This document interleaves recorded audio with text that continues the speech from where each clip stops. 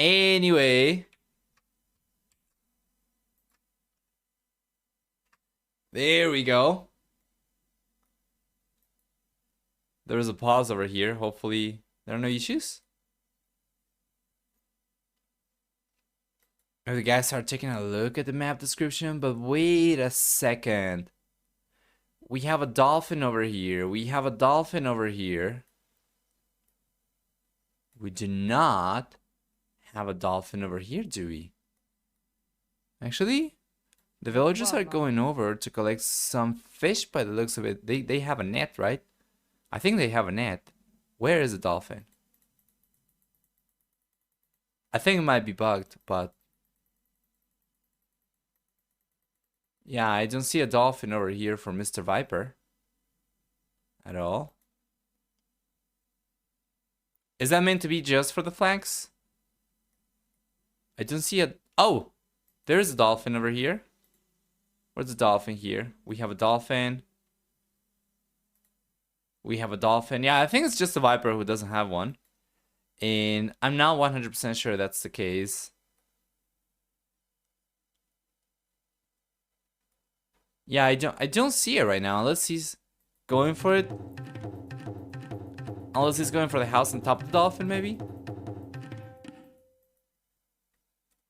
You know, the pause is relatively long. I'm just going to take a look to make sure that the game is actually not downloading data.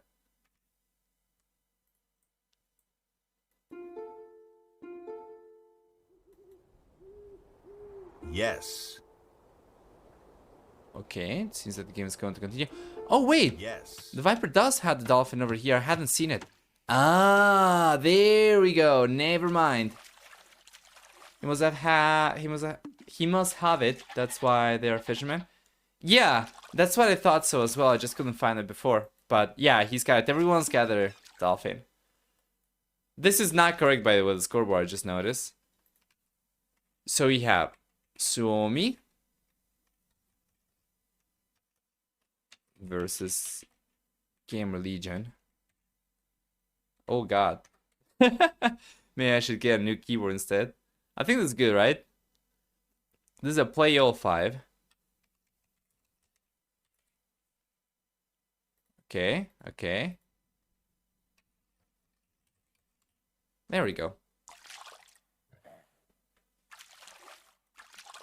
So, welcome once again, everyone, to game number 1 of the series. What do we have for the matchup? Starting down south, Vilesa's got Dravidians, while Jordan's got Vietnamese. They'll be facing each other.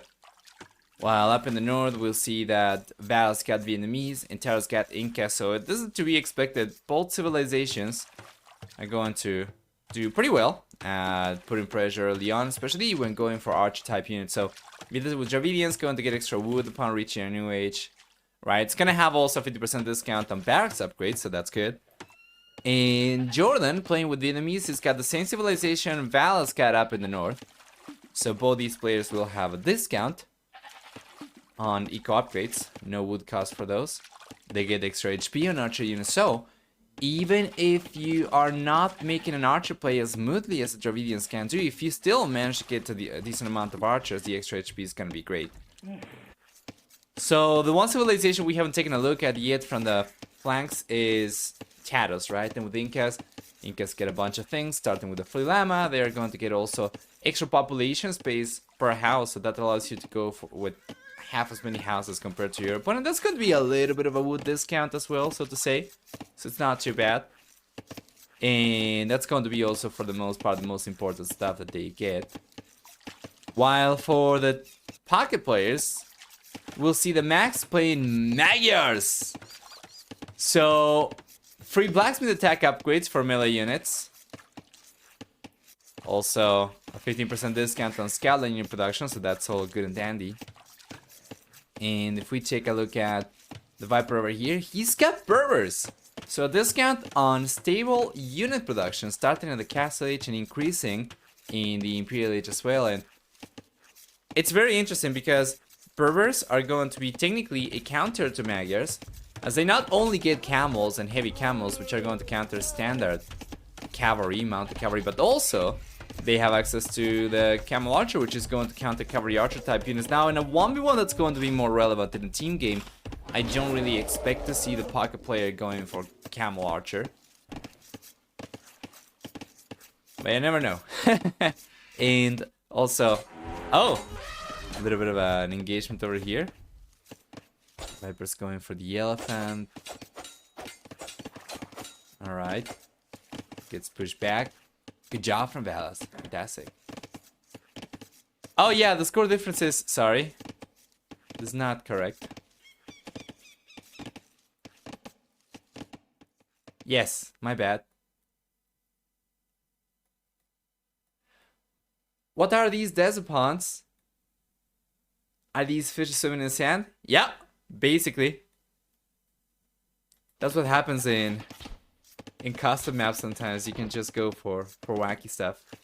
But it does make it very interesting in any case. Not something that you're going to see elsewhere. And not something that you expect to see too much of, but it's something that's very fun to see from time to time. Anyway, FLH is coming out for everyone except for the Viper.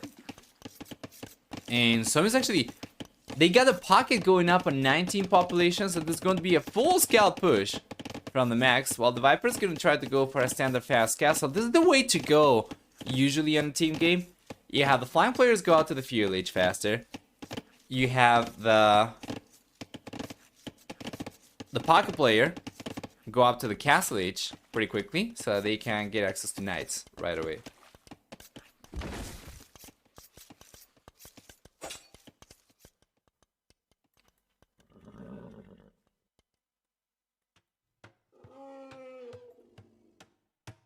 Let's take a look at, yeah, some of this. Idle TC times, looking pretty good for everyone. Worker efficiency as well, fantastic. Yeah. We're just going to keep an eye on this and this.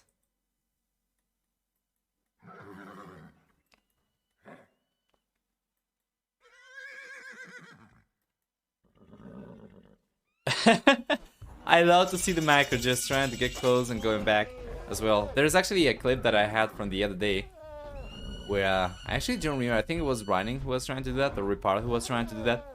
He was trying to get some idle time on his enemy's villager, and he was just going back and forth, back and forth. It was pretty fun to see. Regardless though, this is really good. The Viper's going for 3 elephants already, and this is fantastic, guys. You gotta keep in mind that because of the elephants system over here, because of the mechanic, because of the way that they work, as long as one elephant has vision of the villager, all 3 elephants are going to keep on chasing, because this is going to work with Gaia vision, right? So there we go. He's taking all 3 elephants over here, and this is huge. It should be, yeah, getting plenty of food over there. Oh, the elephant's going back. He's gonna have to bring the villager back. Fortunately, he did have 2 villagers over there going for the stable, so now he'll be able to still finish the stable and get the elephant up. Meanwhile, up in the north, Tyrus already putting in a little bit of pressure. And if we take a look at what each flank player is going for over here, it's going to be double archer ranges for both. This is also what you want to see for the flank players. You don't want to see just one archer range and then the blacksmith and then taking so long to go for the second one. You want to go for 2 right away. Numbers trump upgrades early on. That's the way it is.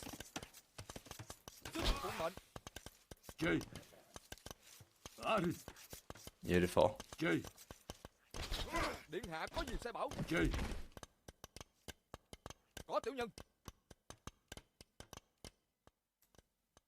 Yeah. There we go.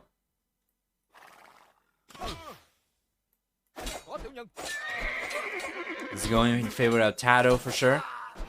Yeah, and even though the max got 2 extra scouts over here compared to the Viper, the amount of archers left from Tato should suffice for them to take a better engagement over here, and that's going to be indeed the case, is it? Extra archers coming in from Tato. I don't see any extra archers coming in from Valas. I mean, he's got these queued up. They are not coming out just yet. So yeah, when you said Dishes and Stashes benched, you were correct. Actually, we have Valas over here. And no Rubenstock, no Zupi.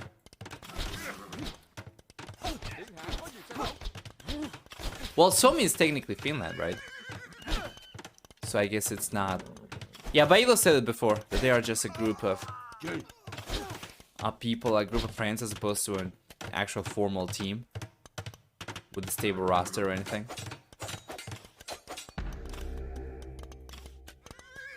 But yeah, there you are.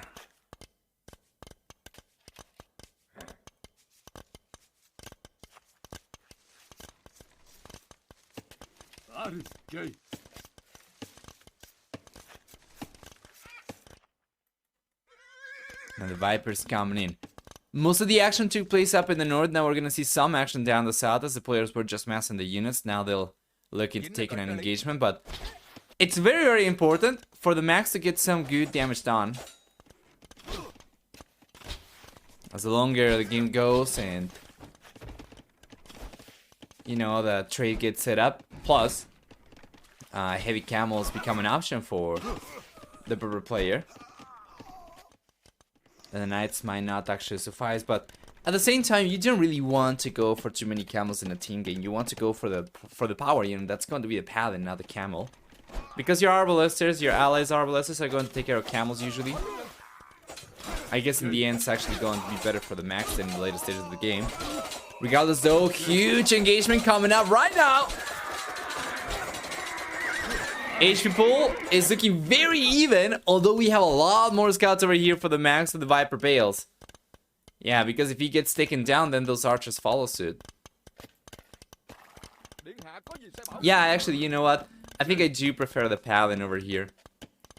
Even though the camel counter the paladin, the arbalists are going to be so much stronger against camels that as long as you keep your arbalisters alive, the paladin are going to be so much more useful. So I guess we'll see. Well, Vietnamese, they do get elephants, right? With Chatras, 100 extra HP. They do not get Blast Furnace, but they are still a fantastic meat shield, and they are still very strong, as is. Maybe we could see something like that, but then Val's got the same himself as well. Anyway.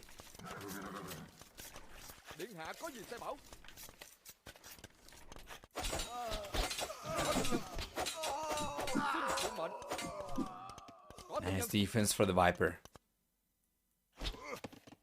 Yeah, and nice pressure over here as well. At this point in time, military count is a little bit higher for GamerLegion, just barely. In terms of Eco KD, Taro's the only player who's managed to get villagers so far, and Ballas has lost 2. It's probably around the goal over here, I'd imagine. Actually, no. That was around the berries. We can see one of the villagers over here.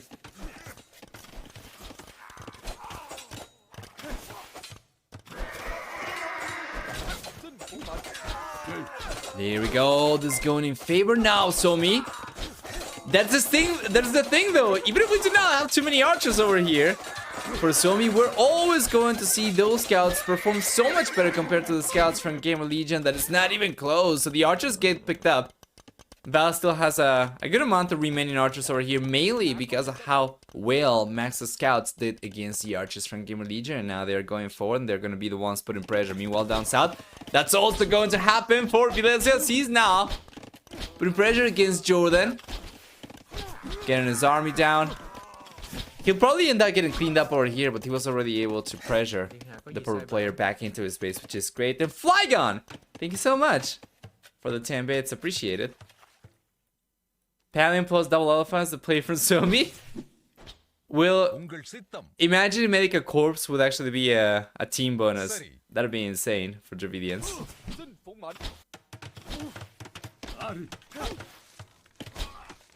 Thanks so much for the 10 bits. In the mood to one up the Pokemon scenes 2v2 fight. Age of Empires 3 brings in 3v3 fights. Of course.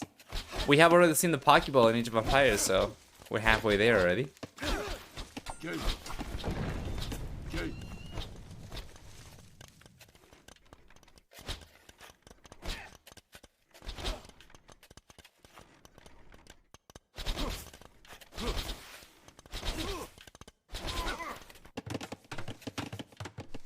Nice villager pick though. From Suomi and Tato. They are behind Tato's base already, so they could potentially try and go after the Viper. The Viper, he's got 9 scouts over here. We have 10 scouts for the max. In terms of upgrades, Both these guys already have bloodlines, scale, bar than armor, and forging.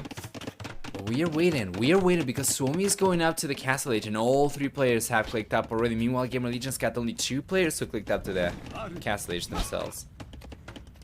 Tato's trying to go after Valas. Shouldn't be able to do too much. I think this is open. It's not open. No. He could try and reach through, and it's not really going to take too much, but he needs to go for yet another house or a palisade or something over here. Yeah, he's going for the house. Well done.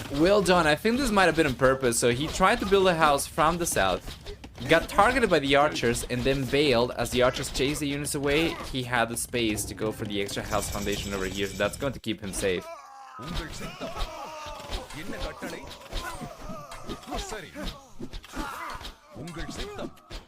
Well done.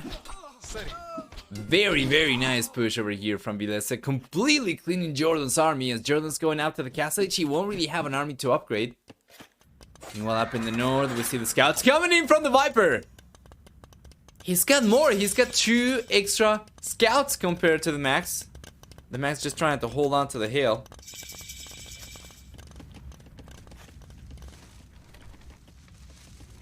This castle age hits over here for Suomi. We see chain bar and armor coming up. Husbandry coming in right away. And I probably would have expected to see the Max just go and try to find Viper scouts over there. But to be fair, Viper was not going to take the engagement, obviously. He was just going to bail. So, yeah, now the Max is coming forward. Yeah, and the Viper, he tried to get side of the base on Mr. Max over here, but Max realized and he reacted swiftly, just in time. Fantastic. So where are the scouts from the Max? They are right here. These are light covering right now, not just scouts. They're going after the spearmen, they're going after everything. I probably would prefer for him to either try to go and get a surround going against the archers or to just go after the villagers right away. But he did not take on the spearmen, now he's going after the villagers, and this is huge, guys. Take a look at this. All these scouts are getting so many villagers. Already 7 eco units going down over there, and this is just a disaster for Tato. Going down to 32 villages. Tato has the lowest villager count in the game by quite a bit. There's a counter strike coming out right now from the Viper as well, as he's got the light cavalry upgrade and all the extra upgrades such as chain bar than armor. Although he doesn't really have iron casting yet, these scouts are unable to do anywhere near as much damage. And especially as it seems like they were standing ground over there, they ended up taking a bunch of damage from the TC, and with the second TC already up over here, it's unlikely the Viper will be able to do anywhere near as much damage as what the Max has been able to do around Shadow's base over here. So, well done. Now the Valas is here as well. We have a, crossbows for Suomi to work with, but the scouts already went down. Yeah, and it seems like Valas will end up losing everything. No ballistics yet for the red player. Although we do already have ballistics for Teal, he's already gotten caught up over here, so red.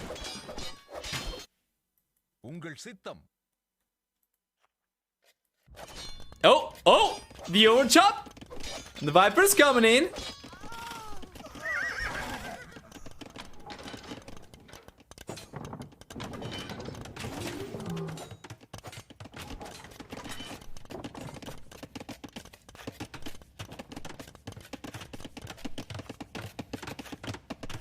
There you go.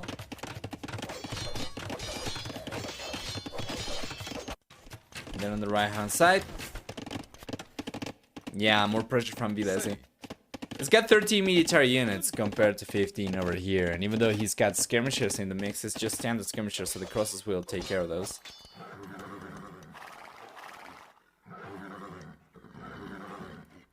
Very much looking forward to see how this is going to evolve into the later stages of the game once we get hundreds of units on screen. Performance during Battle Africa has been a little bit of an issue on my computer, so we'll see if this one is not the case. Yeah, Viper's villager count is pretty healthy. Overall worker count still higher for Suomi, mind you. Yeah, but the Viper's looking alright. The thing though is, yeah, once again, actually Magyars with access to Paladin could be deadly. But yeah, there also exists the possibility for elephants, which I am not, ruling out just yet. Yeah, Viper's looking alright. Military count is a little high for GamerLegion. This is not something that's going to instantly win the game, of course. It's something that they really need to take advantage of in order for it to provide them with an advantage. In order for it to build them a lead. Or a consistent, considerable lead. Right now, one poor engagement for GamerLegion could change this up. The military count for sure.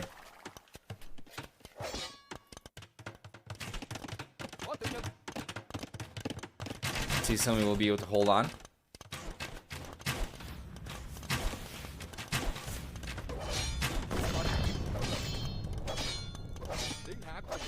And there's a lot of pressure from GamerLegion. And this is what they need to do as well. They do have the military count, so yeah, it's very important for them to try and take advantage of this to increase their lead. And potentially punish Suomi as well, who's been going a little bit more greedily into economy, as overall they still have extra workers compared to GamerLegion. 29 extra villagers.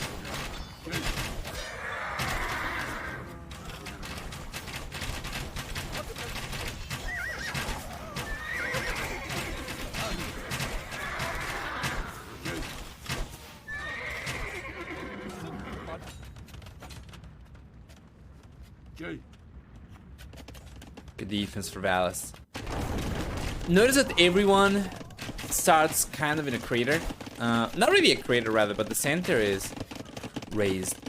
So it makes it very nice for people to put pressure, right? For instance, yeah, you see already Nurture Inch go down over there, and then the Manos, they do have a heal advantage against any units coming from the PC side on the left hand side.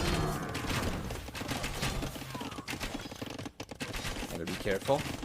Good unit control for Jordan. Withdrawing the mana so that he can repair it.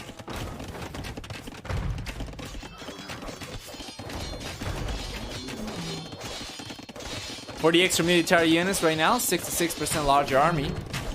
Or close to it for GamerLegion. Can they take advantage of it though?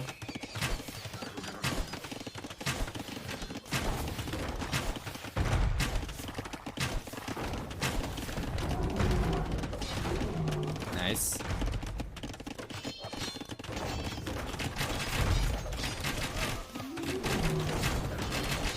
Oh! Nice villager pick. That was the only villager that we had here. For Jordan to protect himself. So, let's take a look. There is a lot of action coming up right now. The mountain goes down instantly from Vilese. And the TC seems like it's gonna go down right away as well. I would probably like for the Viper just to keep a knight or two close to the siege workshop, just so that he can take potentially on any manas coming out. But I guess as long as he's got vision, it doesn't really matter that he's going for, or that he's leaving a knight or two over there. He can just react. And up in the north, very nice pressure coming out from Taro. This side of the map seems to be a little bit harder to get away with for GamerLegion, as it's going to be a 1v1. Meanwhile, down south over here, it's going to be a 2v2. And down south, if we take a look at the military count, well, it's actually going to be a 2v1 because the max is nowhere to be seen. He's got a good amount of knights right now, and he's bringing these over. Oh! But the Viper, he brought the knights over. 2v less is back, and yeah, and he ended up taking a bunch of villagers over there. So now the max is prompting to bring in the knights over to defend his ally. And now it's going to turn into a 2v2. GamerLegion's already getting some great momentum. And if you take a look at the military count and the worker count, GamerLegion's been able to hold on to their military lead, even proportionally speaking. But the villager count that was so much higher for Suomi is not quite as high anymore. At the very least, compared to GamerLegion, they have only 22 extra workers, which proportionally speaking, even the amount of villagers that we have currently for both teams is not good enough.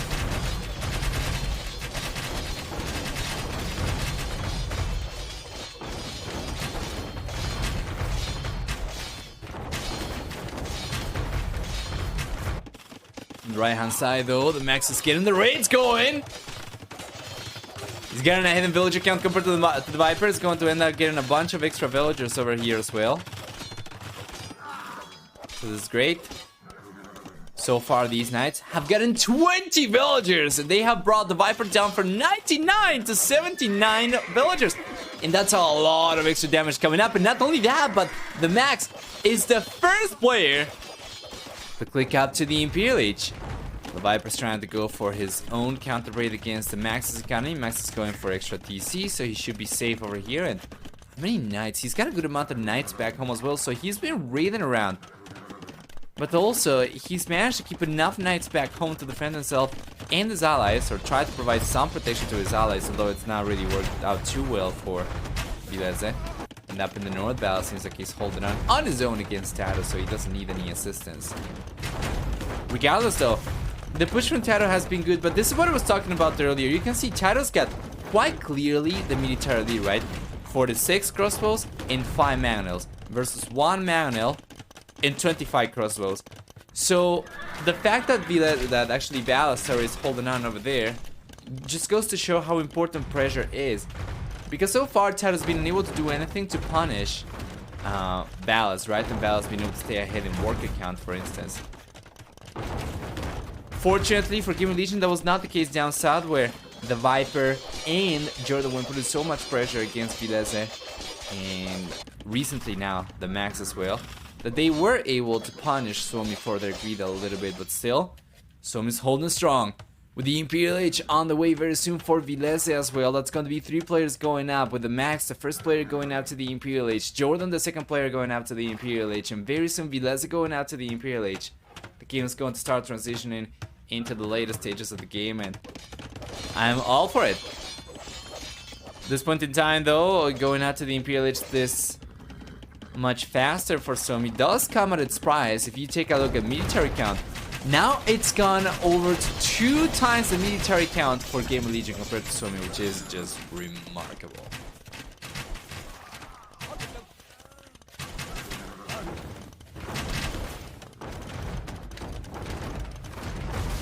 Let's see. There you are.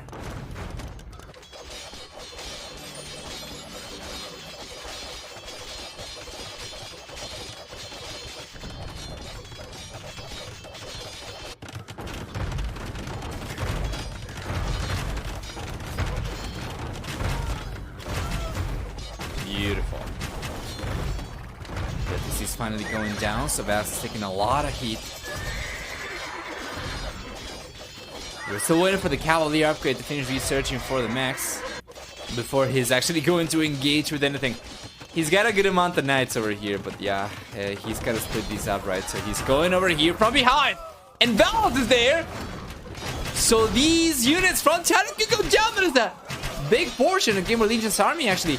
This is what I was talking about. One poor engagement can completely change the game, as the crosses get completely cleaned up over there while taking barely any Cavalier. The military count is nowhere near as strong for GamerLegion anymore, and that was an incredible engagement for the Max. Viper is not anywhere near going out to the Imperial Age, so these Cavalier will be so strong. Left hand side, the Viper's got some knights over here that the Max realizes about instantly. Yeah, man, they gotta take care of this as well. Jordan Viper's push down south is starting to become a little bit of a larger issue for the Max.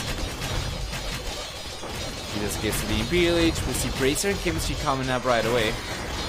And then up in the north, the Max is gonna start raiding around. Yes, sir! And I'm really sure we're ever going to get over 400 population, actually, given how much damage now Suomi is outputting. Yeah, I don't think either team is going to get past 400 over here, as long as Suomi can keep on getting villagers down faster than GamerLegion can produce this up, but it seems like it's not going to be the case. So GamerLegion will go above 400 in a moment with Suomi's still struggling, mind you, though. It's good that they have a counter push coming up over here, but they have a long road. They had to catch up for so much. If you take a look at all the damage that the Viper's being able to do on the left-hand side, and the Max does not seem to realize about this. Yeah, I mean, these knights already have gotten 33 villagers, plus all the damage that we have seen from Jordan's units. 46 kills, 18 villagers. We see that Suomi goes down in villager count right now, despite the Imperial Age over here for the Max and the Cavalier upgrade, plus the better engagement that he took against Tato's crossbows. Suomi is still very much on the back foot, and actually I would say that they're on the back foot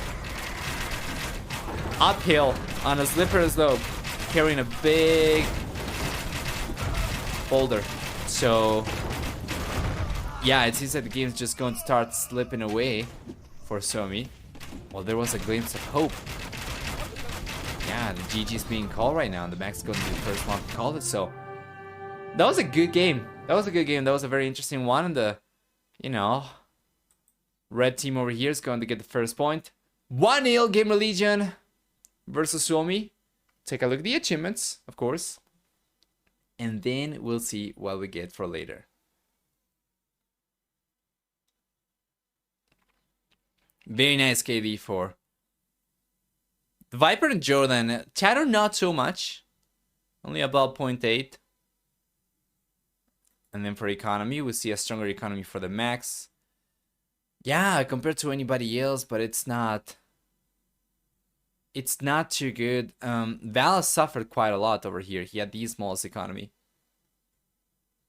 We take a look at the percentage over here, and while Suomi was able to collect about or above 80% of resources at times, that was not something they were able to sustain. As a matter of fact, GamerLegion was able to surpass them in total amount of resources collected as they were going out to the castle age, and as the game was getting closer to the end, of course, with a lower villager count for Suomi towards the end of the game.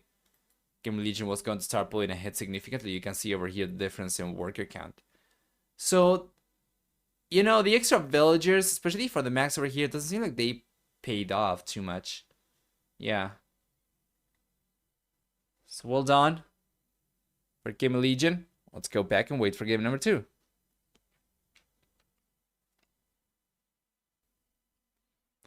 But there we go. Welcome you guys, everyone, to the second game of the series. And yeah, this is indeed a very fishable map, actually.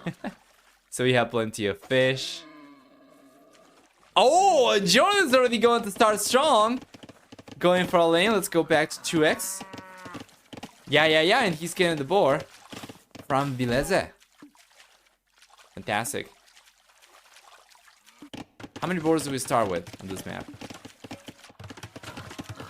It seems like it's just the one boar, right? Yeah, it's just the one boar. Actually, 2 boars. I see that there are 2 right now. And it seems like Vileze is going after this one. To be fair, though, given how much fish is available for players at the very beginning of the game, I don't think the boards are going to make too much of a difference. So at the very least, I don't think losing 1 board is going to be anywhere near as important on a map like this compared to something else. Regardless, though, let me switch the captain over here for Tato so that this is a little bit easier to tell the teams apart. Nice quick walls for the Viper. It's open over there, though! He cannot get the quick walls up on time in the end. And the Max will thus get the first kill in the game, I believe. Yes, sir. And that's a villager from the Viper. Yeah, nonetheless. Maybe a fishing ship will go down over there. In the end, Vileze ends up taking a bunch of damage, but the Max... Yeah, the Max is still getting a little bit of HP off the fishing ship over there. I don't think that's going to be enough for him to get this one, though. Most likely, the Viper's going to end up pushing both players away, I would imagine. It's gotta be careful, because Vileze, as long as he's got a somewhat usable scout over here, is going to take on the Viper, and both Vileze and the Max should be able to take on the Viper scout over here, so... Yeah, if Vileze had lost the scout over there and the Viper was able to get the heal advantage, yeah, for sure, he would have been able to take on both. Not like this, though. Guys, we'll need more predictions to see who wins game number 2, alright? You can use your channel points for the next 5 minutes. Option 1 will be Suomi, and option 2 will be GL. So go nuts.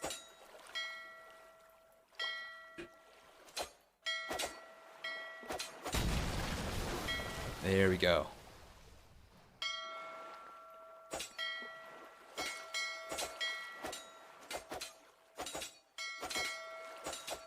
Beautiful. And thank you for the bits, Flygun. These days give me horror memories of the Australian millennium drought, not gonna lie. Ah. Sorry to hear that.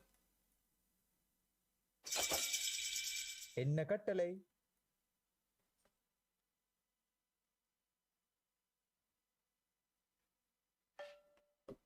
Here comes Taros. The players are going after the village already. Taros gonna try and put pressure forward. And that is nothing that Valis is thinking of. Valis has just got his 2 archer ranges coming up right away. We are completely caught up, by the way, gone down to 1x once again. And yeah, the Viper actually brought some villagers over here. Not only to aid his fishing ships over here for repairing also, but to push Suomi scouts away. Good reaction from the Viper.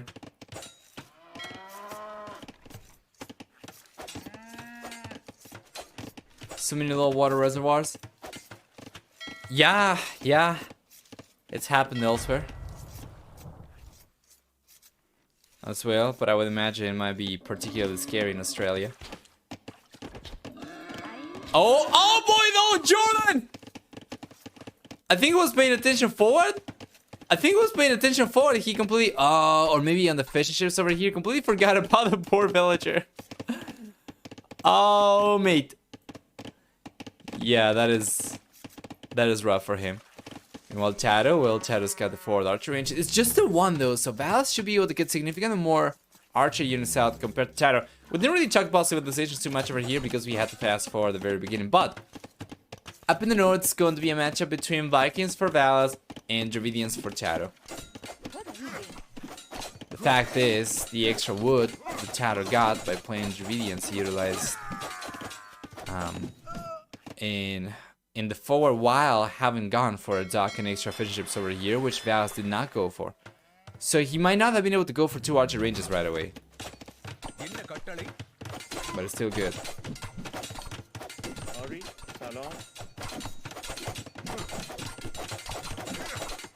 Nice engagement. Yes, sir. Taking a look down south, we see a bunch of villagers coming over as well. From Jordan, trying to take on Mr. Vileze. Can he do it?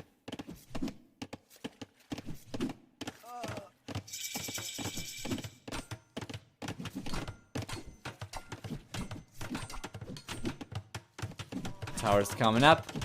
Yeah, well, I think Vileze should be able to defend over here just fine. He's got skirmishers, he's got villagers, and the tower's coming up for sure for him. Meanwhile, Tado is finally bringing in some military units, although it seems like the walls will be up over here for the max. He might end up getting trapped over here a little bit, though.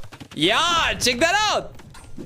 He's using the villagers over here. He's going to get a village down over there. Well done. And this one is safe right now from the max, as Suomi retains the score lead. But they have already been taking a few losses. The fact that they were not going for fishing ships too much compared to GamerLegion also means that the worker count is significantly higher right now for GamerLegion with 10 extra workers. Right now that's going to be 12 fishing ships versus only 1 from Suomi, so that's where the worker difference is going to lay.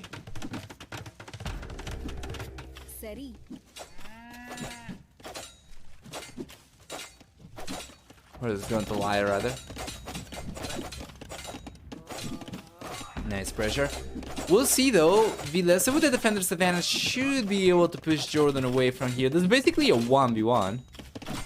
Yeah. That village is going down. Almost, boy. The right hand side, a little bit of pressure from Vileze. This is huge. It doesn't seem like Jordan's realizing. No, he's realizing. If Vileze had already fletching, he would have been able to get the villager down over here. But as is, it seems like only 1 villager will go down over there, and the archers are taken down as well. Which is not ideal, of course.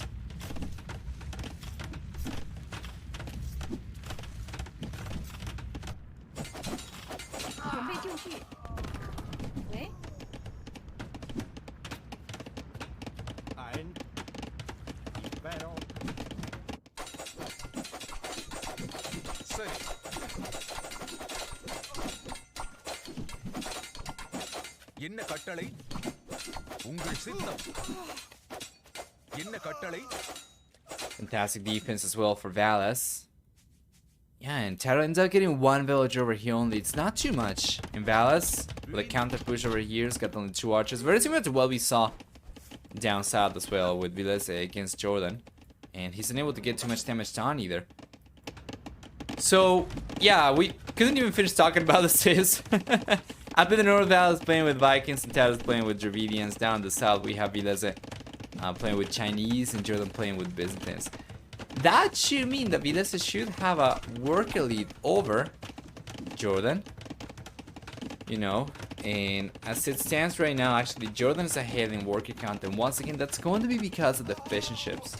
As Vilese did not go for any, Jordan was actually able to get 4 fishing ships over there, so he's ahead by 1 worker count. Or his worker count is ahead by 1. There's a lot of action going on. Between the south push over here from Jordan against Vilese, and then up in the north over here with Tato, still trying to harass, trying to find an opening. I'm not sure where these units are going to end up going to. They seem unable to reach into the back of Max's space unless they went around over here, which they could have gone, but they decided not to. Instead, he's going to the back of Val's space, and Val's is getting the walls up over here. But we'll see. Tato realized about this already, I think. So if he can deny this, that's gonna be huge already.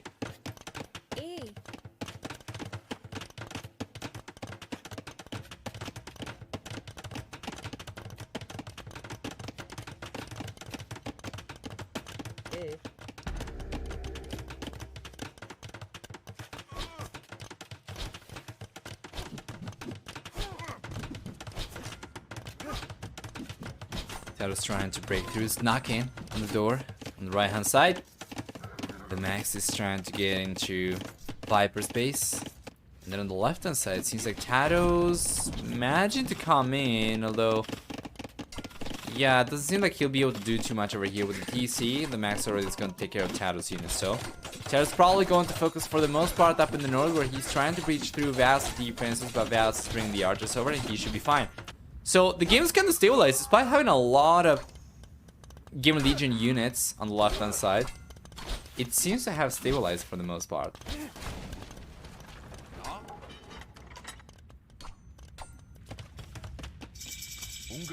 Castle Edge here for the Max already. And the Castle Edge is also on the way for Valas. Meanwhile, for GamerLegion, it's here for the Viper, and it's been here for a little while, right? So you got the second TC up, and he's going for the third TC, but it's not on the way for anybody else. We'll see if the Viper can take advantage of this head start to the Castle Edge, sorry, or not. This should be good for Jordan, though, on paper.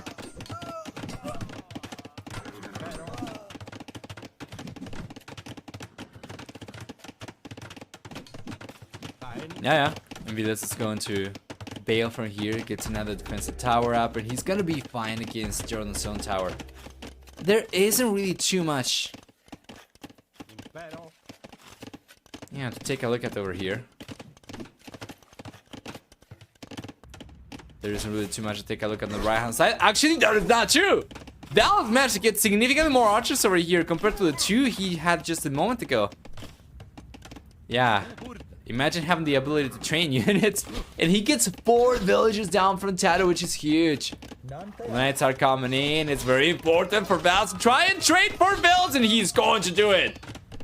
He's going to do it. The Stato brings the villages out a little bit too soon from the TC. He ends up taking 2 additional losses over there. It's great.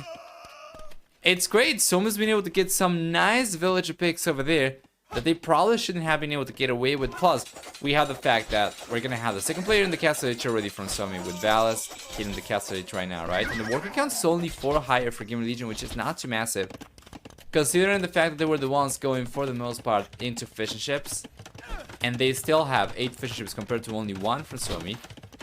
You know, the worker elite over here is not too big. It's actually not too good for GamerLegion, so Suomi's been able to crawl their way back into this game with a few villager picks that we just saw in the last minute.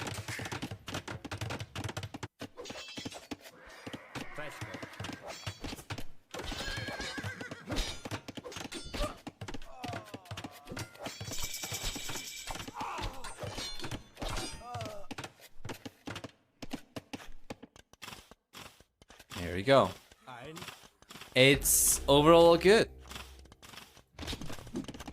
For Suomi, they were able to stabilize. We have the extra DC coming out right now for Val's, which is great.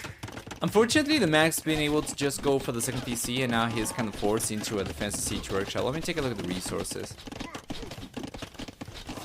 Yeah, he doesn't really have the wood to go for a third TC. He has to make a choice. Do you go for a siege workshop or for defensive TC? He's going for the siege workshop because he's under pressure. However, the extra TC coming up over here for Dallas. It's gonna be good for them, although we see an extra TC coming up for Jordan as well.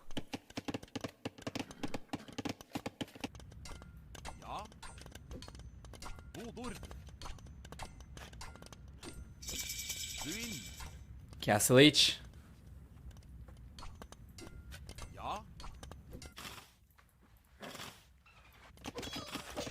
Oh, and the Viper's coming in! The Max is not realizing.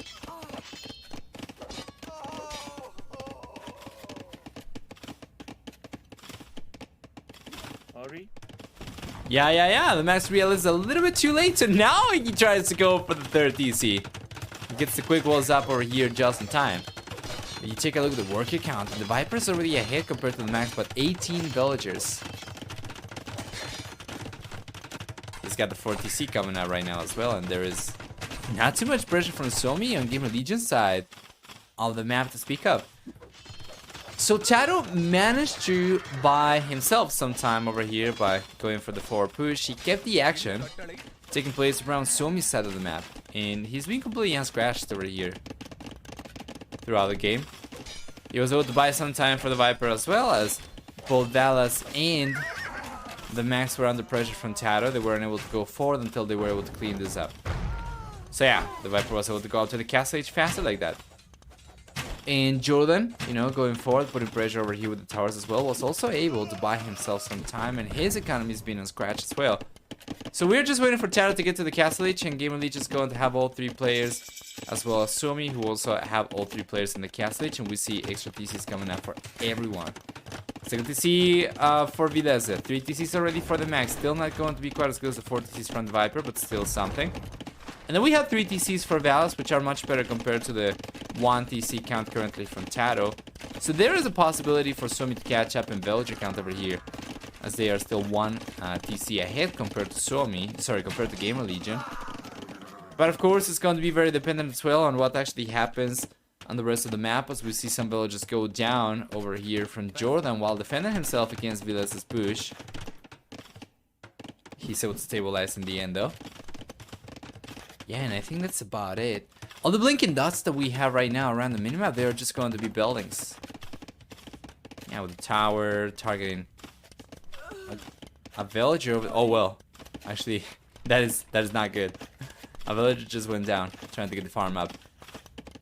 But yeah, for the most part, it's just going to be buildings being targeted. So there isn't too much action anymore in Suomi. They've been able to stabilize.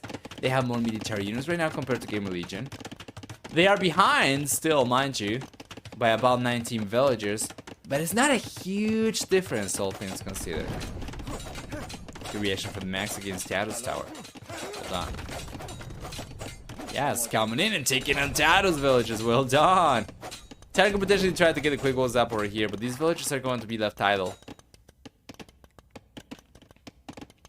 If he gets away with that anyway. Third TC on the way for Jordan. That equalizes the TC count between both these teams. And with a second TC coming up over here for Tato. Yeah, that actually equalizes the TC count. Yeah, it seems like ever since we took a look at it, Vidas has been able to go for the third TC himself. So now it's going to be the same for both teams. 9 and 9.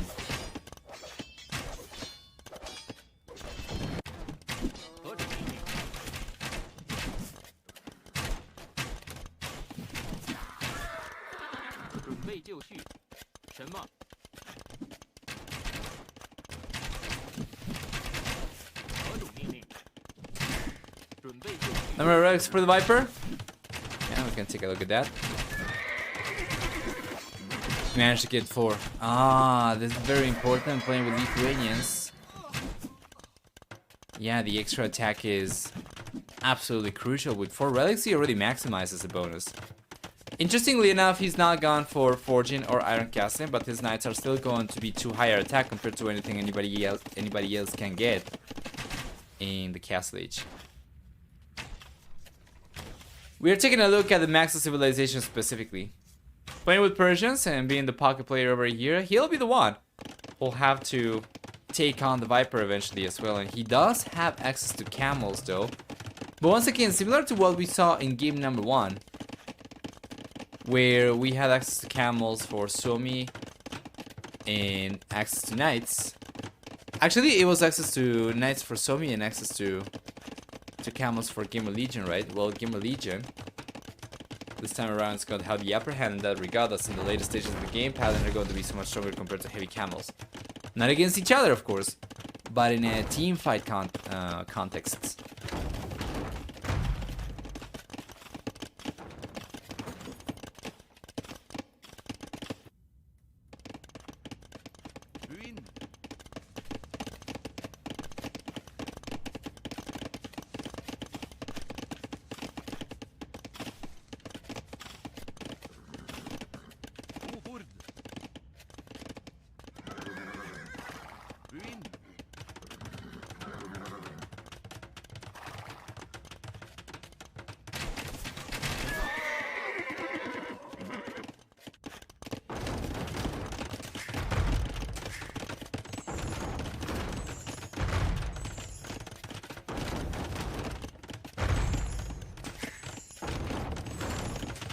There you are.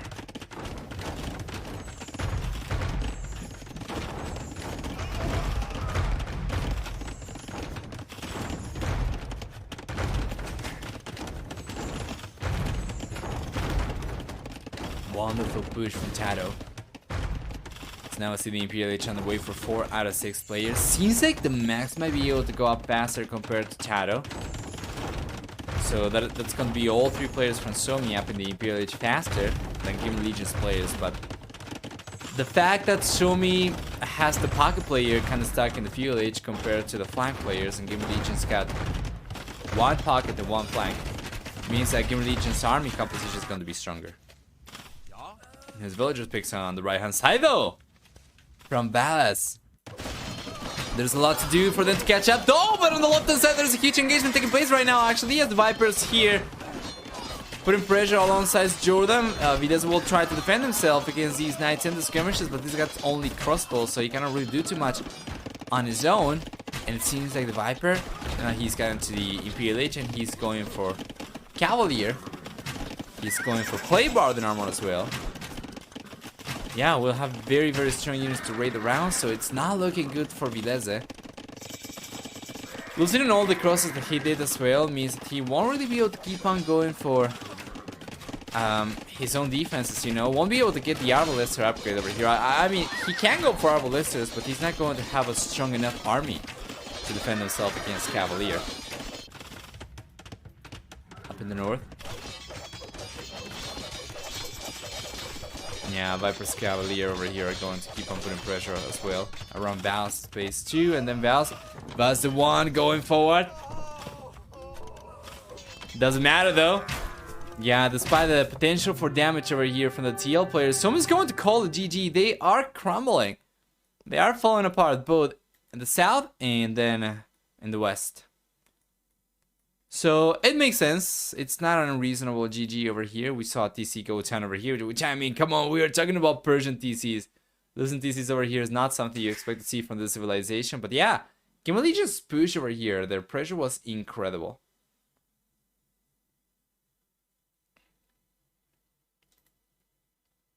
Since we had no predictions over here for both teams, just for the one team, we are going to return the points. But let's take a look at the achievements before we jump into game number 2. This is going to be so far 2-0 in favor of GamerLegion. We still have 3 more games to go through. So for this one, the Viper's KD is off the charts. 19 to 10 or close to it. KD. And while Tato and Jordan's KD was not particularly strong, if you make an average over here between both teams, GamerLegion's KD was looking so much stronger. Also, Jordan's was looking stronger. Actually, he was looking about the same as Max's, and Tato's was looking stronger compared to Vilez's. So both teams kind of had rough trade ratios for the flanks, but then the pocket players did a a little bit better. Not really for the max. The max being the pocket over here, getting a lesser KD compared to Valis. I guess that's going to break the pattern. Stronger economy for GamerLegion. Through and through, actually, for the entire game. Damn, boy! What do we have for society? Yeah, this is looking better for, you know, GamerLegion as well, with a higher worker count throughout the game. Let's go back. If I had to do a ranking, it'd be New York, just because that's the dream, right?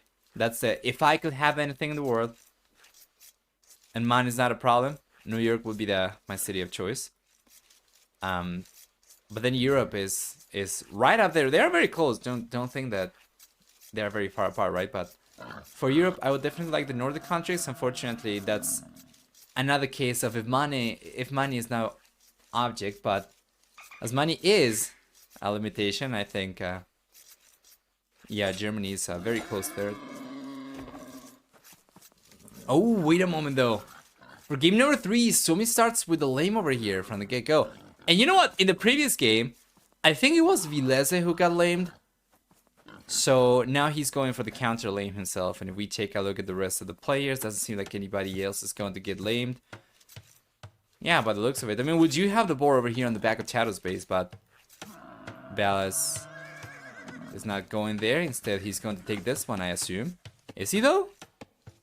Shadow's there. Shadow's there. Val's gotta be careful. What is Val's doing? He should have had vision of the scout already. Oh boy, that is not good.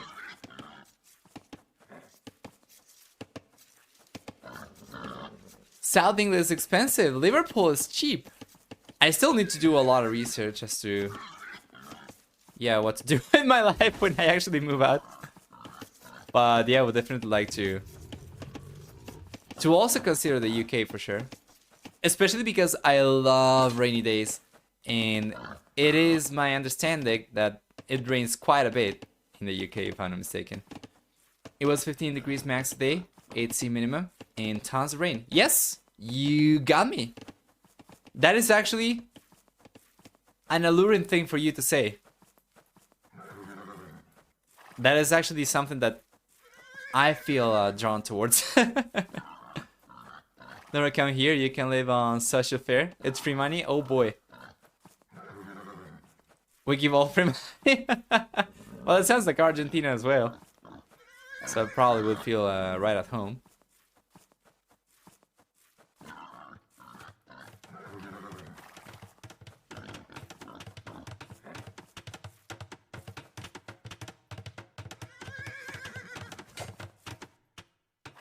There we go, now it's...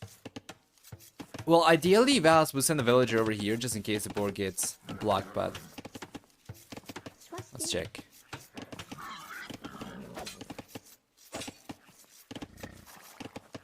Yeah, there we go. He gets the board in the end, despite Tata realizing about it from the get-go. That is very interesting. Kind of raises the question of, is laming a problem in the game? If you can avoid it. I'm not really sure. I mean, the distance over here between the TCs is not too great, so maybe it's a little bit more doable compared to some of the other maps, but... Yeah, if you realize about the lane from the get-go, on paper, if you play your cards right, you should be able to either deny it or take the scout down. Bro, let me know. Sheep, let me yeah. Come to Norway, all immigrants get insane welfare packages. Is that so? But maybe you must be political or something refugee. But just say you're running from the Gutierrez. I'll certainly do my research. From Europe, probably one of the northern countries would be my top pick. Otherwise, Germany. But yeah, honestly, anything outside of Argentina is going to be a huge boost. It's going to be a huge improvement. So yeah.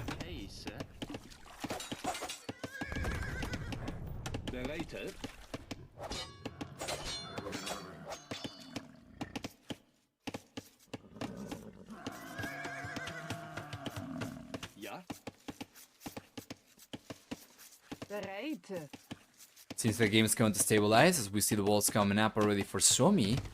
And then on the right hand side, yes, the walls are coming up also for GamerLegion. Not from Tato though. Tato's not going for them just yet. You know what? His scout is not forward, so let me take a look to see if he knows about the walls. So he doesn't really know about Valis' walls, but I imagine because GamerLegion already knows about Suomi going for the walls, maybe Tato is not concerned about going for them himself because the other team's already going for them earlier. So Tato's taking a little bit longer to get the walls up. He's already clicked up to the fuel H, and he's only now laying the wall foundations. So he can go up with the stronger economy, and then on the left-hand side, we see Doubt getting the walls up over here as well. And yeah, it's going to be fine. The game has kind of stabilized. We don't really have too much action going on anywhere. We just have the 2 militias from Jordan, which have gotten through the center and are on the back of Max's base, but Max already has the walls. And he's gonna be fine. Yeah, well done. On this map, this is dual enchiladas. We also see extra resources on the back. Around the corners, actually, so the fish over here is being taken already by Vilese, up in the north from Valis as well. And then on the right-hand side, we're going to have Tato down south, Doubt collecting from the fish, which is great. Both teams are taking advantage of the fish at about the same level. However, Doubt is chopping through already. On the left-hand side, I'm not really sure what to call this. Even. Hidden land? Well, hidden swamp, maybe? And he's got a dog coming up over here, so that's going to be so good for his economy. On the right-hand side, Tato is going for towers over here for a tower push. Nice. Dallas in the field H already. I think he might not have realized about the tower. Now he should know about it. And he'll get pushed away from here. It's not too bad. Actually, I think he knew because he went for the houses over here, so he reacted to the tower push. Since the tower can only target certain palisades over here, as long as Valis gets the houses up behind these palisades, it's gonna be fine. Even the barracks up on the left-hand side as well. Yeah, and then he can just bail back, right? If he gets pushed away from the woodline over here, he can just go back to one of the back woodlines. And that'll be good.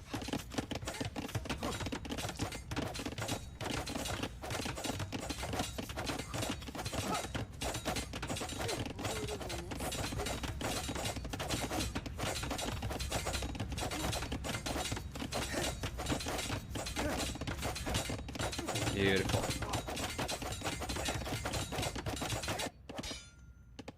Ja. Pace. Bereiter. Pace. Yeah, not too much for Jordan to do with the militias anymore. He doesn't have getting an archer down over here and pushing the villager away. Meanwhile, the Max has got his own push coming up over here with the forward tower and Minotaurs. This is very good, so you should be able to get this. Yo, Cold White! Dude, thank you so much for the 2 bits. 200 bits, sorry. And I said 2 because I'm thinking of $2 over here, which is what 200 bits are equal to. Which is going to get me 2 avocados, so I'm very, very happy about it. Thank you so much, Cold White. Appreciate it. As I said, Count to Norway, I will support your claim that you're a political refugee from the land of empires. I will do some more research. If there is a possibility to go to one of the northern countries, definitely I'll consider it. And thank you so much for 200 additional bits. Damn, that is a lot of support, Cold White. It's been insane. Thank you so much once again. You know what else is insane? How long it's taking for Suomi to get a hold of the center, or the right-hand side over here. Actually, not the center, but the left or right-hand side ponds, or swamps, rather. Yeah, you see? Doubt's already claiming the left-hand side one. He's got a galley already out. Yeah. He's got access to all these extra resources for free. And then on the right-hand side, yeah, it seems like the Max has managed to chop through over here, but he's not coming out just yet. He's not going there. Actually, the fence tower is coming up over here for Valis, and the score is switching back and forth as we see the Castle H hit over here for Vida. So the Castle H is on the way now for Doubt. Reading news and read Argentina's inflation reaching 90% and ouch. Yep. I feel like I'm on the Titanic and I can see the iceberg. You know, mainly because the Venezuela ship already crashed. So I see ourselves going the same direction. Like we saw Venezuela with a head start to it, and now we are going towards the same place. I don't know, man. I don't really feel like staying, you know, and waiting until it crashes. All right, nice push. The Max did manage to come into doubt space, so let's see if he can get any damage done over here. That's gonna be one villager going down. Yes, sir. If he can block the villager over here, he's going to do it with the archer as well. Might be able to get another villager. That's going to be 2 villagers going down. I think so. Yes, sir. Jordan has some archers coming over to defend his ally. Yeah, but as long as Max plays his cards right over here, he might actually be able to get the archers down.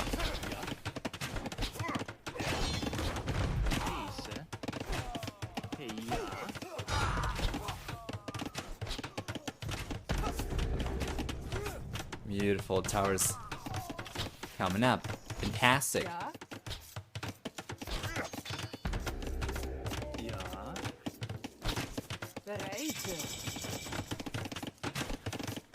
There we go. The tower comes up over here for the Max in the end. It's just remarkable.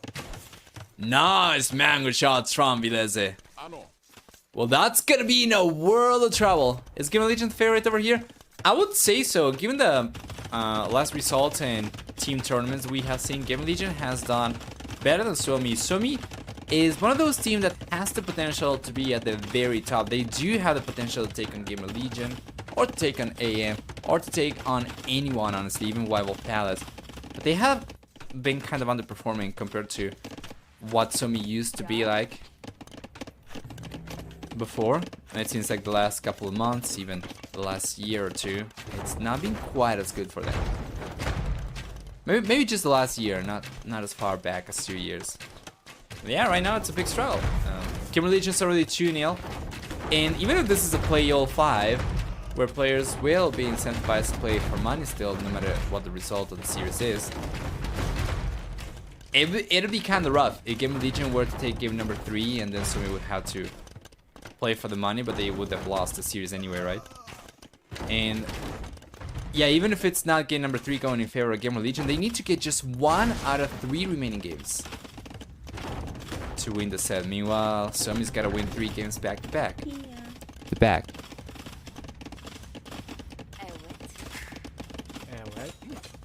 The vibe in the party.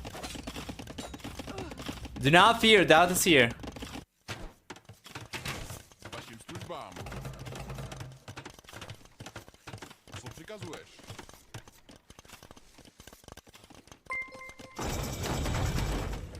There you go. Whoa! Flygun, thank you so much for the bits as well. If you think about it, Manuel wars are just episodes of battle bots or robot wars where both players are evenly matched and it comes down to the driving. Yeah, kind of like that. And White, thanks a bunch for the gift sub as well. Dude, the bits, the gift sub, insane support. Thank you so much, White. 2 subs that you gifted in the channel already, and welcome, Silver Arrow. It's very much appreciated, White. Thank you. And Firar, Nefiris, thank you so much for the bits as well. Oh boy, are we going to enable the scam train over here? We are close. Thank you so much for the support, Peter, as well. Appreciate it.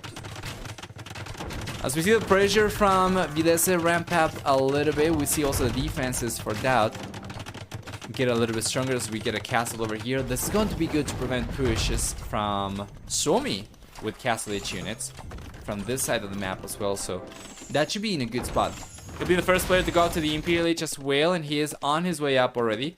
And because of all the control that he's gotten at the center over here, he's managed to retain a strong economy despite the fact that he lost a bunch of villagers. As a matter of fact, let's take a look at the Eco KD. He lost only 3 villagers, so it's not too bad. If you consider the fact that he's playing Malay and does get a faster uptime, actually just going up faster is going to compensate for the villagers he's lost. But yeah, center economy is certainly going to help, and he does end up going up to the Imperial Age faster than anybody else.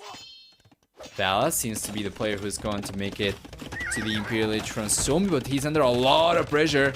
This might be one of those situations where clicking out to the Imperial Age will prevent the player from defending against the push, and could result in an imp into GG kind of play from Bala, so he's got to be careful here.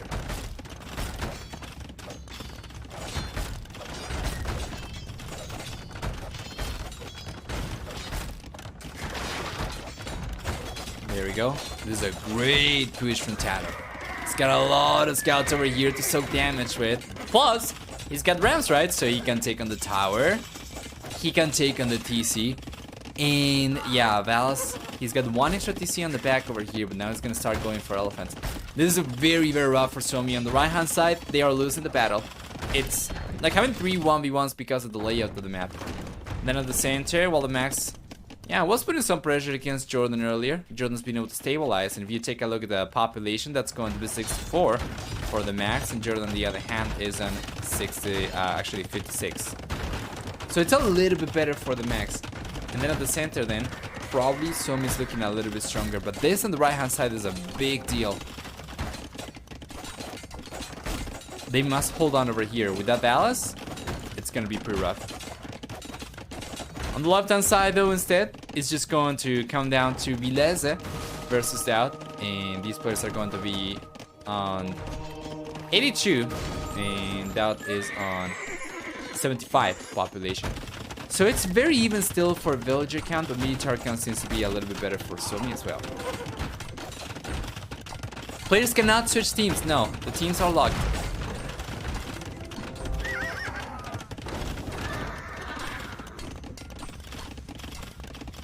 Oh, hold on. I thought you meant switching teams as in diplomacy settings. My bad. No. They can switch players. Yes. But not with the other team, obviously. Just, you know, they can swap the Viper for a different GL member, and they can swap any of Suomi's member for another team member. Yeah. It's...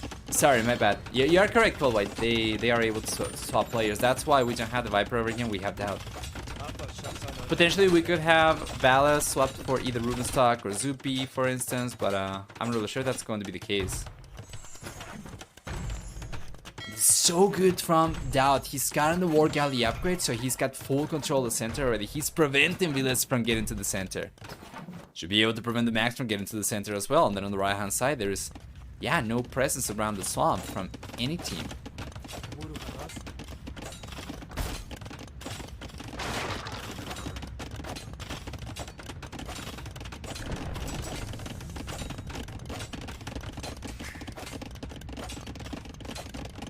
Rubenstock, does he even play? Haven't seen him in ages. I don't think I have seen him play either. I don't think I have seen Zupi play either in a while. I think Zupi got a new job or something like that. And before that, he was playing actually a bunch, but not anymore. But TV2 tournament right now. You're talking about Terranova Duos. We're talking about Terranova Duos that took place like 3 months ago already. That finished like over 3 months already. And yes, he participated in there. Both players participated in there, Rubenstock and Zupi, as douches and stashes, but they ended up bailing from the tournament because Zupi couldn't play anymore. Rubenstock, well, I haven't seen him around too much since. But the great thing is, unlike what used to be the case in the past for Age of Empires, we have some players falling into inactivity, but we have other players getting stronger and stronger and playing more and more, you know? In the past, when a player would stop playing for a while, you would have to wait for them to come back, otherwise you have fewer top players. But now that is not the case. The top of the leaderboard for Age of Empires 2 right now is probably as active as it's ever been. We have incredible level. And a lot of up-and-coming players. Ruben Garu is stuck in the spawn. Yeah. I am a late retired AoE 2 comeback player. I have only heard about Rubenstock, but never seen. Oh boy, you're missing out big time. you gotta go and watch the Terranova Duos series on my YouTube channel. Just go and actually, I'm not really sure if Douches and Stashes have any series up there. You might want to check the VOD section of my Twitch page and search for Terranova Duos. All the series are there. Not all the series are on my YouTube channel, just some highlight ones. I try not to include any series unless the games were too good from Terranova Duos, from teams that bailed from the tournament afterwards. But yeah, Douches and Stashes, fantastic one.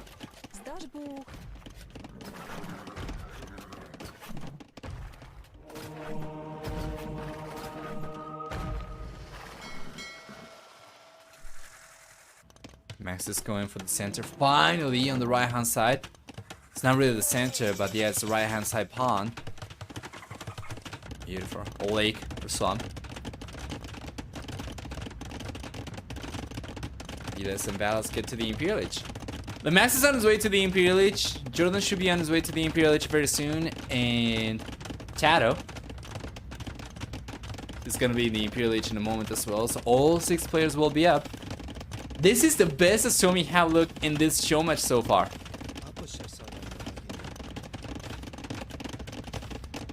Yes. Yes, Runestock was also the one with the longest game. It was much longer than 20 hours. I think it was like 3 days or something. Wasn't it like 70 hours or something? Yeah, but that's the one. Everybody thought the game was going to be over for server maintenance, but in the end, I think Rubenstock's ISP's connection gave up.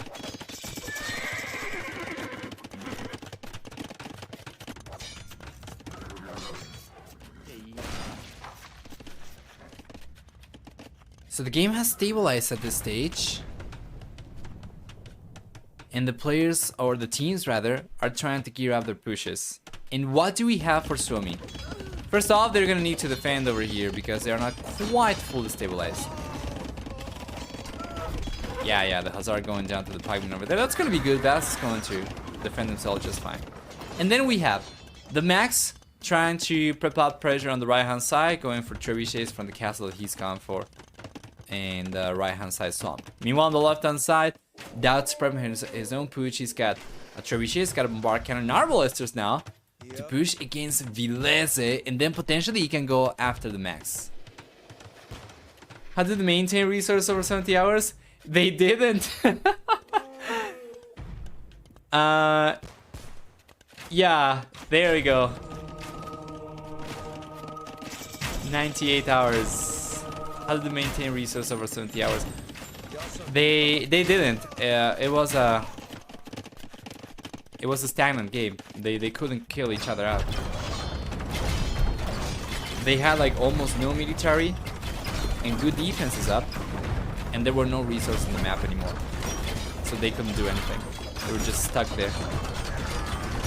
I guess that's probably as close as you can get to an actual tie in Age of Empires.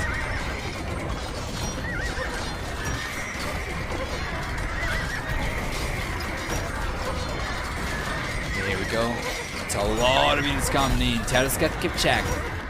He ends up completely losing the Hazard, but he's able to take on the defenses from Valas. So that is good.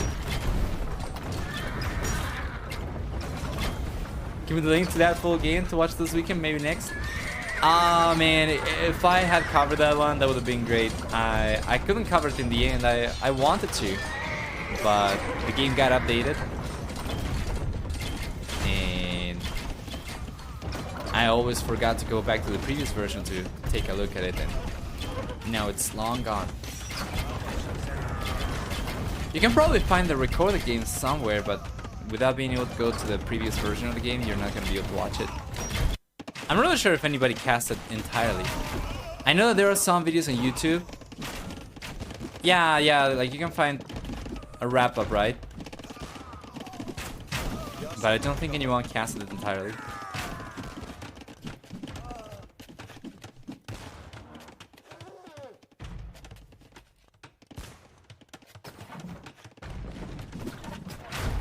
There we go. Live match blogging. Sounds great. There's another castle coming up for the Max on the left-hand side to defend himself against Doubt's potential push. And Doug got pushed away by Vileze. His unit control over here was not the best just a moment ago. He ended up losing a lot of the Arbalesters. So now he's going for Karambit, and he's just going to make a play for Karambit and Bombard Cannon. That's good! From Malay should be able to take care of the skirmishers over here from Vileze. Vileze, on the other hand, though, is going for Hubnitsa already. This can be huge. And the game is stabilizing. Suomi. They have a comparable population to GamerLegion, and GamerLegion on the right-hand side. They have a very nice push coming up over here. Taro actually has a very, very nice push coming up.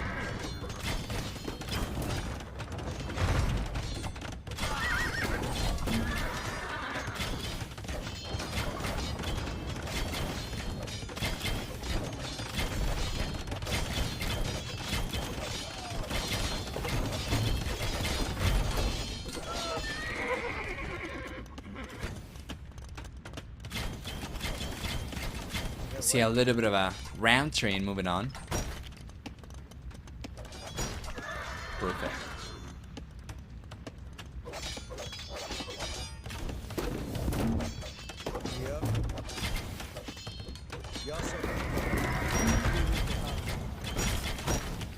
There you are.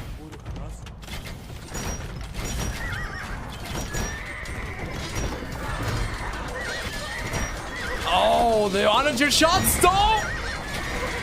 Good picks.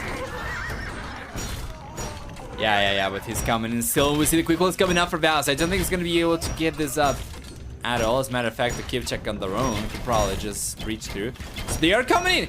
And, you know, we already have a little bit of an eco setup over here on the back of Suomi's base. They are going for trade. Meanwhile, on the right-hand side, we don't really have any trade coming out from GamerLegion, so if GamerLegion is able to take on the trade over there and take the trade cards down before trade starts paying off for Suomi, that's going to be a lot of kind of wasted resources for Suomi, as it's not cheap to go for this kind of infrastructure. And Tado's doing what he's gotta do, trying to take advantage of the Kipchak's mobility over here to stay clear of the Halberdier, the Onager, and just go follow the trade line and keep on getting trade cards down.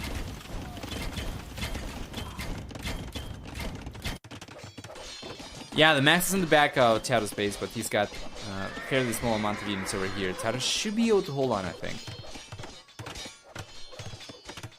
On the left-hand side, Doubt's push over here with the Karambit Warriors. It's looking very strong now. Jordan's coming in with Cavalier himself as well. I imagine we're going to see Paladin coming up sometime soon. Let me actually take a look at Jordan's resources. Yeah, if he utilizes the market, I'm pretty sure he should be able to go for Paladin pretty soon. So with Paladin skirmishers and Bombard Cannons over here, Jordan and Tado and Doubt, sorry, should be able to take on Vileze easily, right? It's going to be a 2v1. And the Max is trying to go after Tado. Tado wasn't a 1v1 against Valis, but now that he's under pressure from the Max, if Valis starts putting pressure from the front, Tado's going to find himself in a 1v2 as well against Suomi. And it's going to be a matter of who can deal the most damage. Is it going to be Suomi on the right-hand side over here with two players against Tado, or is it going to be Doubt and Jordan on the left-hand side against Vileze? So far, it seems like it's going in favor of GamerLegion a little bit. You take a look at population, they are looking significantly stronger. Yes.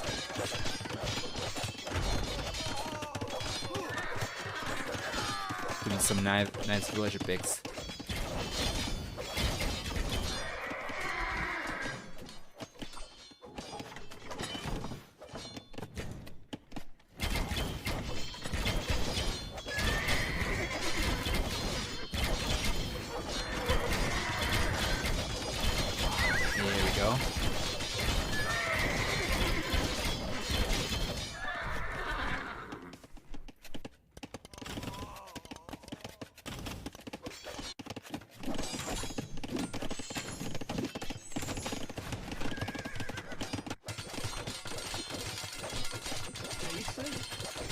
This is good defense for GamerLegion. Jordan's brought a few Halberdier to provide support to Tado, and that's going to take care of the Paladin for the most part. Yeah. Not too much for Max to do over here anymore, I think. The trade's already coming up for GamerLegion. And check this out though! The Max! Oh man, the Max is getting completely barreled through over here. Zao turns around, they notice he starts putting pressure against Tato, so the rest of GamerLegion turns around, redirects their attention over to the pocket player from Suomi, and yeah, the Karambits are great. Trebuchets and Barkana start taking all the defenses down. And it's not even close. This is going down extremely quickly. The PCs, the castles, everything from the Max is just crumbling to this pressure. The Villager counter was looking a little bit better for GamerLegion. Now it's looking a lot better for GamerLegion. How much so? About 30% stronger. Beautiful. There we go. GG's coming up. There you are. That's going to be 3-0 for GamerLegion as they already secure the series over here. We still have games 4 and 5 to go through, obviously, as it's a play all 5. However, we'll take a look at the achievements before hopping back down and seeing what the 4th map is going to be like. Very nice KD for the Max in the end. Can approach. Count 7 to 5. It's 17 to 10 over here, a little bit higher than that, but it's going to approach 7 to 5. And then Jordan managed to get about 5 to 4, close to it, not quite. Meanwhile, Tato, Vileza, Valas, and Dao, they all got less than 1-to-1 KD ratios. And Valas specifically actually was looking much better compared to Tato and Dao. So overall, KD was much better for Suomi. So how come they ended up losing this one? Well, you take a look at the building stats over here. Jordan and Dao, they were able to do so much more damage in terms of infrastructure. So they did end up losing a lot of extra units, but they dealt the most damage in terms of the push, right? They were able to take the defense down much better compared to Suomi. We take a look at economy on the other hand, because the economy was so much stronger for GamerLegion as well. Overall, you take a look at the distribution over here, and it was significantly higher than 50% extra. Or actually, sorry, it was significantly higher than 50% distribution for GamerLegion and resource this game. They didn't really care about the cost efficiency too much. Also, you gotta keep in mind the units they went for. That started with Arbalesters, which are not too pricey, right? He ended up losing many of those to the skirmishes, and then he made the switch to Karambit Warriors, where he took engagements against Max's Paladins, for instance. So it was never going to be better for the KD for Doubt specifically. And it was always going to inflate Max's KD as well. But the costs were very cost effective in the end, despite the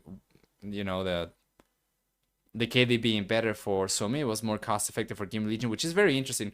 Also, we had a Halberdier from Jordan defending Tato against the Max's Paladin as well. And it was overall pretty expensive for Suomi to keep on going for army. And pretty effective for GamerLegion to defend themselves. Well done. Let's go back.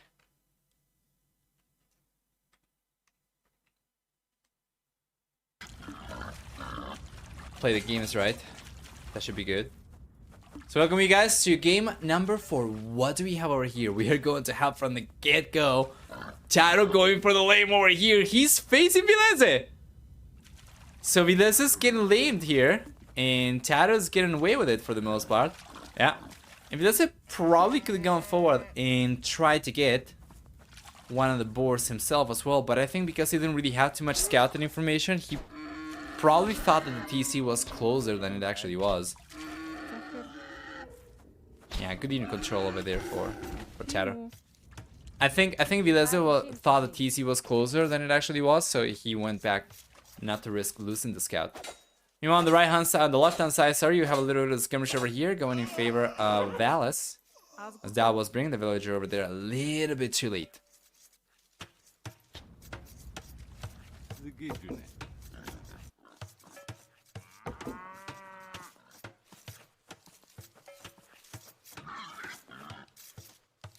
Nice. That's collecting both the spores. And then Valis on the left hand side. Yeah, he's got just the one, but he's got the second one on hand. Hey, there we go. This is what the description of the map said as well. That you could potentially go and try to get the elephants if you get lame. This could be bad. No, this could be bad. That's a villager going down. Oh! Vileze loses the villager to the elephant over here as Tato successfully blocks the elephant, or actually the villager, and gets the elephant to attack her a few more times. The villager goes down, and now Well, Vilas still will be able to get the elephant over there, but that's... you know, if it was a 1v1, I wouldn't have liked what Tato did, because trading your scout this early for a villager is going to give you your opponent such a huge advantage just by being the only player with scouting information still. But because this is a team game, potentially we could still see Suomi. Actually, never mind. We could still see GamerLegion provide the information to Tato with the scouting of Doubt and the Viper. So yeah, it's not too bad. In the end, it seems like the lane mode there might not have been the strongest. You know, it seems like it might not be the best because of how many elephants are simply available to everyone. At the center though, it's interesting to see the Viper is going to be the one going for the dog, and yeah, because of how close they are, kind of looks like Colosseum a little bit. Because of how close they are. Yeah, going for the dock over here can be kind of risky a little bit. We'll see.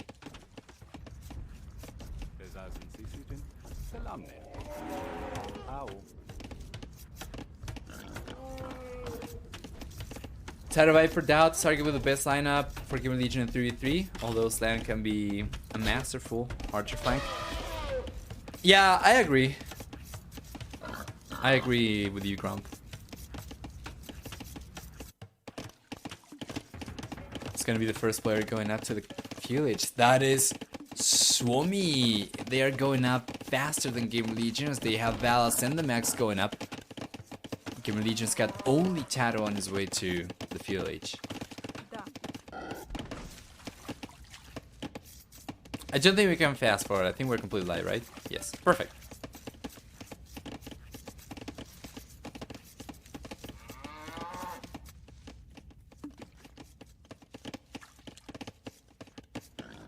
But the score is, let's say, 1300 out of 4200. What does it have those numbers? Oh, different numbers? Because you're probably talking about in-game, right? Well, yeah, it's going to be the same as here. This is the average of the team, and this is the individual score. That's it.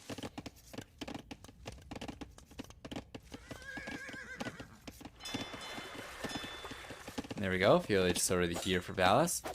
So what do we see? Two archer ranges over here. This is what you expect to see, especially on such an aggressive map with such close generation. This is only on his way up now, so it's gonna take a little bit while longer. And the Max instead, he's got a stable coming up right away. We're gonna see the same for the Viper once he gets to the village. He's going for a stable right now, and instead we see Tato go for the double archer ranges. Yes.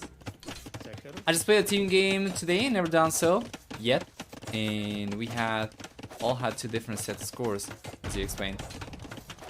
Yes, so the left hand side, to the left of the slash is,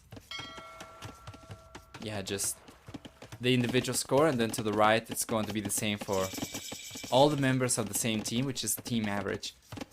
In game, it's going to repeat the team score to right next to all the players.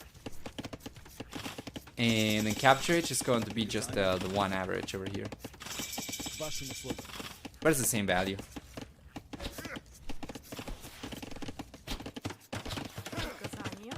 Nice. Now Dal gets to the village. He's going for a tower right away.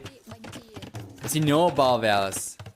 He doesn't know about Valas. But he should expect Valas to be there, perhaps? Well, Valas knows about the tower now. And he's not reacting over here at all. What is he doing? Is he paying attention to something else? I don't see him going for any extra units or anything outside. So it seems like he'll just end up getting pushed away from here. Yeah.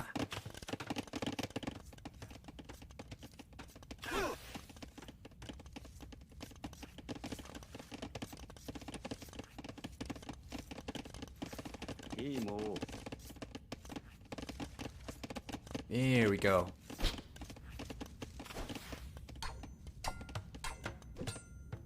It was just a random score, but didn't know what it meant overall. If it was a random score, like if you... It's probably because the teams were not locked, I would assume. If it was ranked, it should have been the same score for for everyone, the same team average for every team member. But if it was a casual game, maybe it not have the teams locked. I think it might affect that.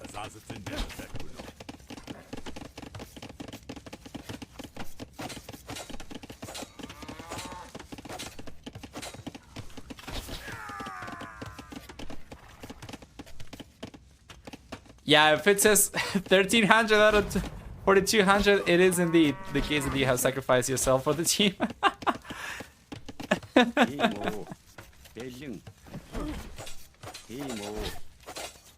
Let's check.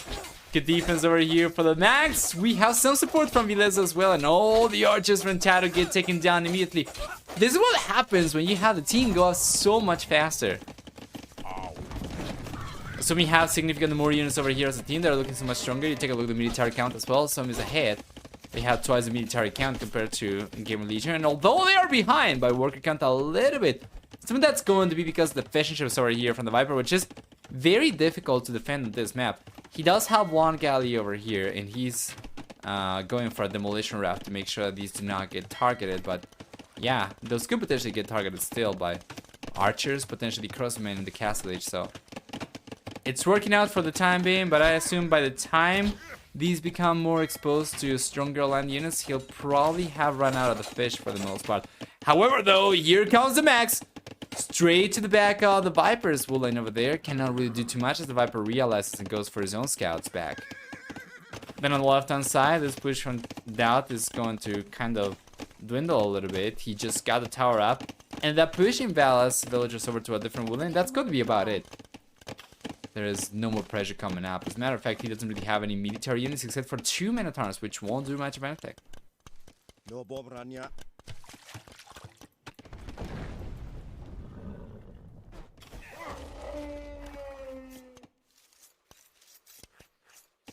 Nice.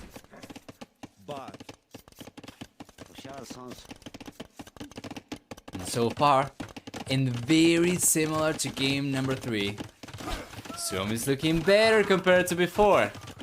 But is this going to be something they'll be able to hold on to? As Viper and Tato are over here, they do have a significantly stronger army compared to Suomi.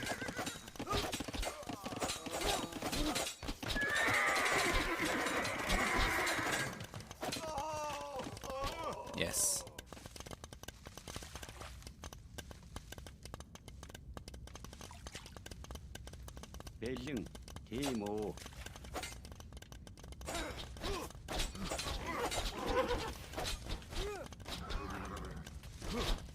Beautiful.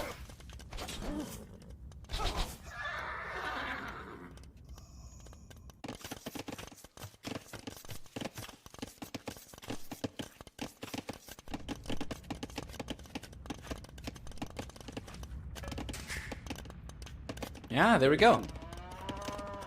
GamerLegion's got the first player going up to the castle edge, and the Max is drawing closer and closer to having enough to go up himself. However, yeah, he doesn't really have too many military units. This is mainly Suomi playing with archers, and I'm not really sure what the plan for the Max is. GamerLegion. Yeah, GamerLegion instead, they do have a good amount of scouts, which is great. It's gonna provide a fantastic meat shield. But there's only 2 players over here, right? So it's the scouts from the Viper, and then Tato's got some archers, while Doubt on the other hand is not gone for anything else after getting the tower up. So that allows him to go up to the castle edge significantly faster compared to anybody else, as he did not invest too many resources into military units. But it makes it also a little bit harder for his team to defend. As you can see on the left hand side over here, if Doubt had archers to defend his ally with, he would have been able to bring this back. Now the Viper is kind of forcing to bring in his own scouts back, and honestly, he still has the majority of the scouts forward, I think. So it's a limited amount of army that he's got to work with in the back. But check this out though, there's a defensive tower coming up over here for the Viper. I don't think that's going to be enough though. It's not going to do much of anything, as now the archers are coming in. The quick walls come out for the Viper. But still, the archers can't come right through in between the mill and the resources. Scouts should be going down over here. There is a scary amount of archers. All the Val's gotta make sure of though is stay away from the tower. Otherwise, there's a very decent chance that the Viper will be able to eventually clean up the archers between the scouts and the tower. However, the Castle H is here for Doubt. We see the first player click up to the Castle H from Suomi. That's going to be the Max. And what do we see from Doubt? He's playing Bulgarians and he's got Knights on the way. Krepos is coming up for Doubt as well. Damn, boy! It's gonna be kind of rough for Suomi.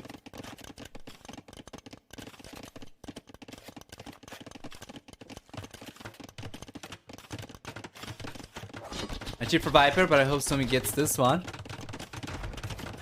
Is that so? Well, I'm hoping that it's not going to be a 5-0 in any case. Probably, you know, yeah, well, the best result after the first 3 games going the way they did would be Suomi winning games 4 and 5. But yeah.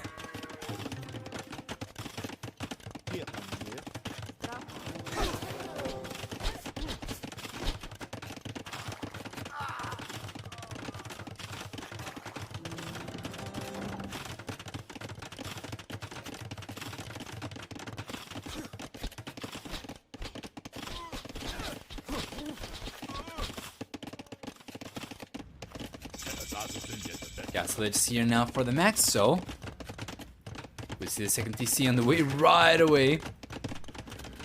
The Jane Barden armor.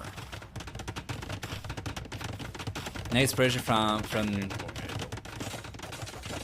Doubts over here with the Krepos. Now the Viper's coming over the left hand side. Oh man, that's a lot of exposed economy from Valis. Oh boy, that is a lot of exposed economy from Valis. How many villagers did the scout manage to get over here? Just the 1 villager though! Holy crap!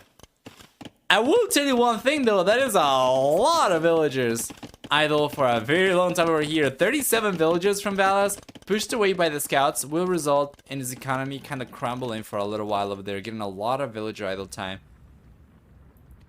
It's not good. Counter push coming in from Valis though, does some good damage around the tower on the south for Doubt. So Doubt doesn't have less than a few villagers over there. All of a sudden, Doubt's got the lowest villager count in the game over here. He did go up to the Castle H the fastest compared to anybody else, but he stuck to 1 DC only so that he could go for military units. That means, however, that he does fall behind if he ever gets raided and does not react in time. Meanwhile, up in the north though, Doubt's Knights are doing a good amount of damage against Vilas' villagers over here, which are bailing. Tados crossbows. And that's a lot of units going down. Tado's going for ballistics, but he's going to get it only in the next 30 seconds, so he cannot really make use of it on time, and the villagers will, for the most part, survive. Will they actually? Check this out! The Viper is here as well with light cavalry, so between the Viper and Doubt's cavalry plus Tado's archer over here, they do end up getting all the villagers from Vilese, who goes down to 29 villagers, even lower than Doubt's villager count. Yeah, there isn't anywhere near as much pressure elsewhere. It's going to be all concentrated up in the north. And if it's not up in the north, it's going to be on the left-hand side with Tados, Krepos coming up and putting pressure against Valas. Everywhere you see pressure around the map over here is going to be around Suomi's side of the map. So it's pretty rough.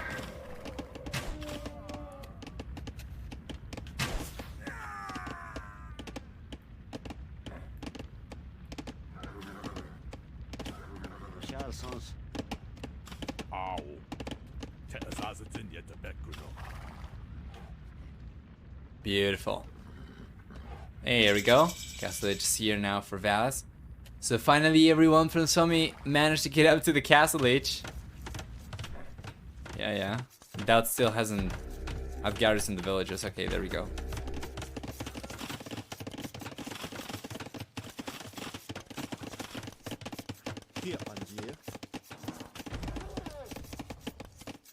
Valas has killed 16 villagers as well. Yes! With his push over here against Doubt, he was able to get a good amount of picks. Doubt and Doubt losing 10 villagers so far this game. Overall, Lico KD still favoring GamerLegion though, I believe. That's, I believe 23 versus 21 or something. Just a very small difference though. Extra Krepos coming up. Man, Valas can't catch a break. If he gets pushed away from this wool line, he's going to have just the wool line up in the north to collect from. This one perhaps. But that one is so exposed. Yeah, he's sending the villagers over there, but that one's so exposed. The Viper already has like cover over here.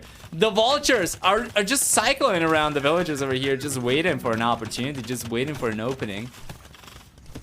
Yeah, and Ballas brings the archers back. Cannot really do too much. Once again, GamerLegion is going to be for the most part stable. They're the ones putting pressure.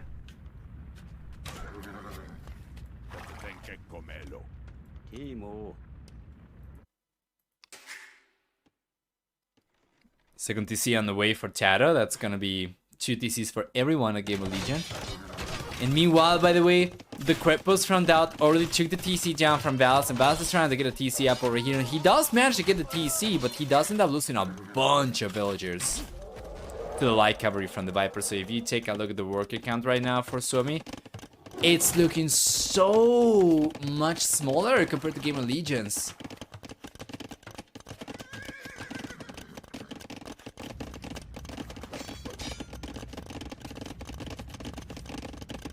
I can hear Zupisa in the background. Well, you know, it's certainly looking like it's going to be 4-0 over here, and I can just hope that Suomi will be able to get at the very least one game of the series, but this one doesn't seem like it's gonna be that one. So game number 5 might be, maybe the 5th's the charm. GamerLegion is looking stronger for military. They've been taking better engagements time and time again. Higher HP pool over here even. Yeah. And check this out as well. Taro is the one player providing the archery over here, and he's got ballistics, while Vilese, who's providing most of the archery for Suomi, does not have ballistics. That means that Taro on his own right might end up cleaning this up.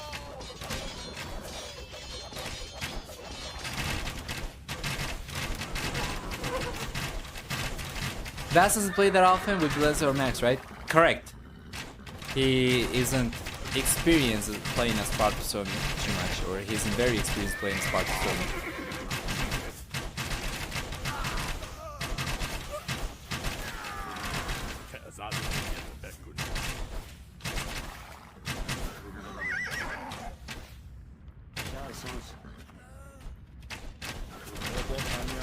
There we go.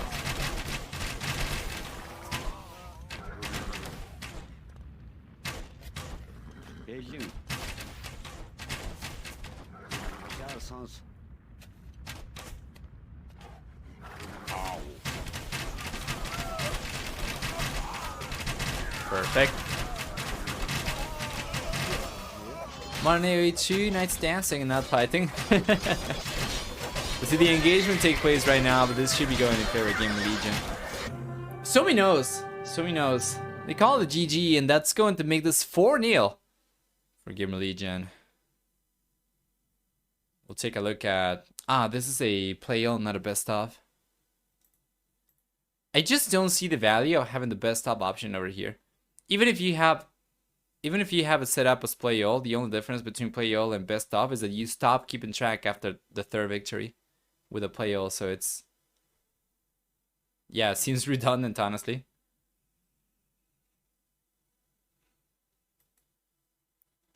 There we go. 4-0. That strat's so good, fast cast Krepos. Yeah, and with Bulgarians, even, which is a civilization you obviously do not want to use for archer pushes, right? So it was a pretty interesting pick over there, and GamerLegion doesn't end up making it work. We'll see a very nice KD for everyone for GamerLegion, better than 1-1. For economy, stronger economy for GamerLegion, of course, by quite a lot with the extra villages. We take a look at over here, and yeah. And I'm getting about 55% of the villages in the game. That's going to be a 10% delta.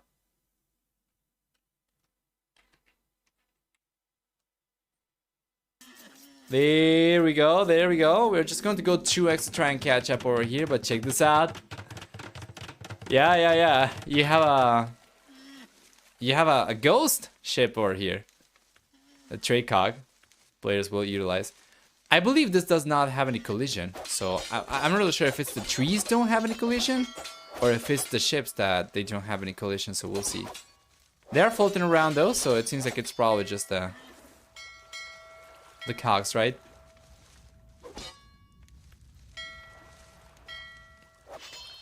I think so. Yeah, it's the cogs. They do not have any collision. This is so fun to take a look at. And guys, all of these maps, by the way, are completely available to you if you want to make use of them. You just gotta download Dragonmilk's Delicious Dozen map pack, and you can play this with your friends. You can play this on your own. You can play this against the AI if you want. I'm not really sure the AI would actually be able to leverage the no trade or no collision trade cogs over here, but yeah, you can get access to all of these maps. Big shout out to Dragonmilk actually for sponsoring this. I believe it's him who's sponsoring this. In any case, if he's not, big shout out to him for hosting this. In any case, it's not the first, and I'm very sure it's not going to be the last delicious show match. And they've all been pretty entertaining for the most part. I look away for 1 second, and what the heck? Yeah. We have the... Oh, the Max losing a villager to the boar though, or to the Rhino rather. Yeah, and the Lurin over here is not the best either. He ends up taking it 1 tile away. Damn, boy. So rough.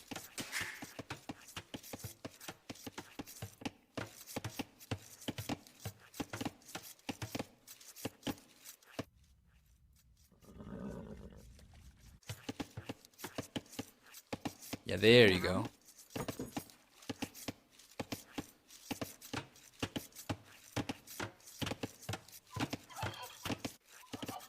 Namaste. Fantastic. So, besides the trade cogs, I don't think there are any other mechanics over here. Let me read the map description. Did you enjoy flying trade carts? Have you wished you could pass through the Oasis forest without cutting? Well, this forest is more than a little fishy with the center filled with the most gold on the map and no extra herdables. Let's keep track of the cogs so that I don't read into the blank space of the map. With outside trees as beach reeds with 50 wood each, and can't build camps on beach terrain, the teams will need to venture into the woods for more reliable lumber. You also start with an extra hut since you found yourself a flying trade cog. If the corners feel a bit unsafe to dock to begin with, beaches clear of reeds are also dockable. Okay.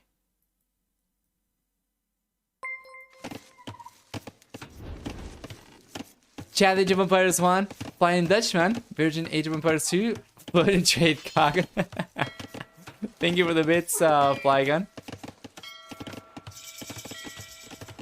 PLH is here ready for Balance, the first player to get there. The team composition, by the way, for GamerLegion this time around is going to be the Viper, Doubt, and Tato. So they are going to stick to the same composition. We already had Jordan play 2 games at the very beginning. Now Doubt's going to play 3 games.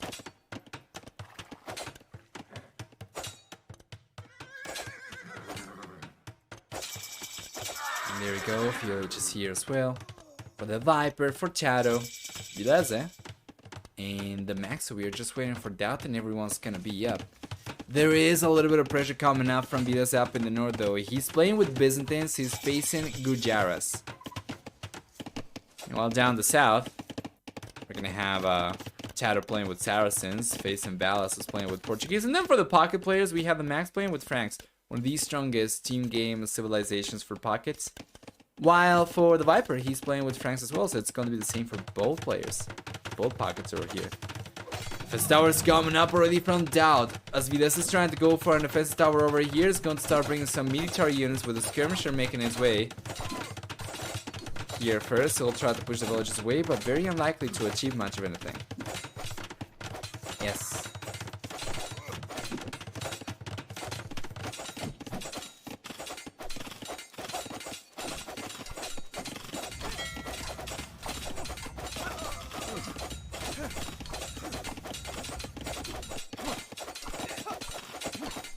Fantastic.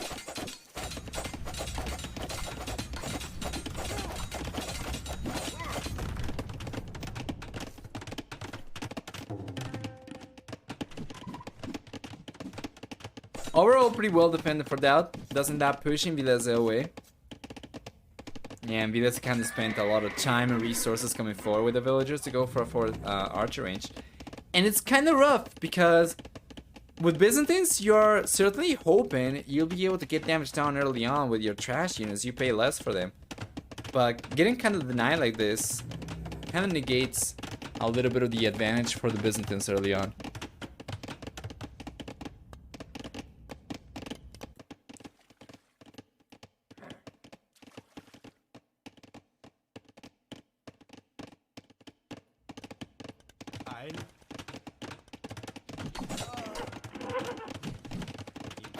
There you are.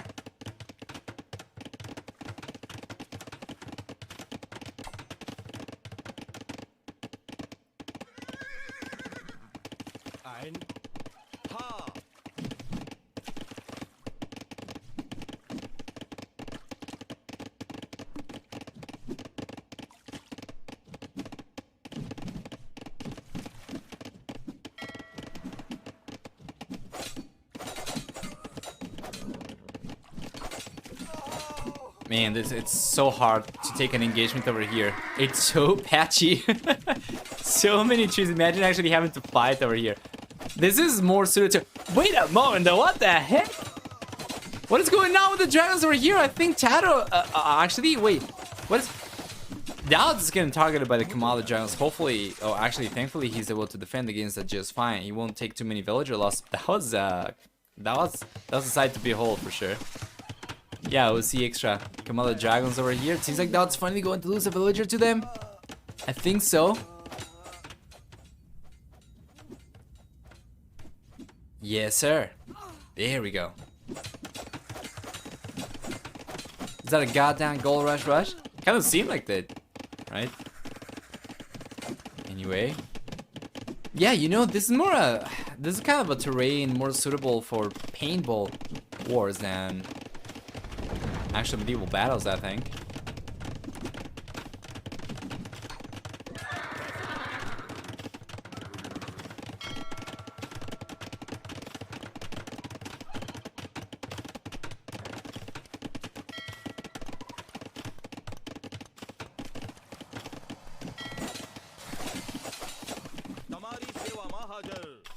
There you are.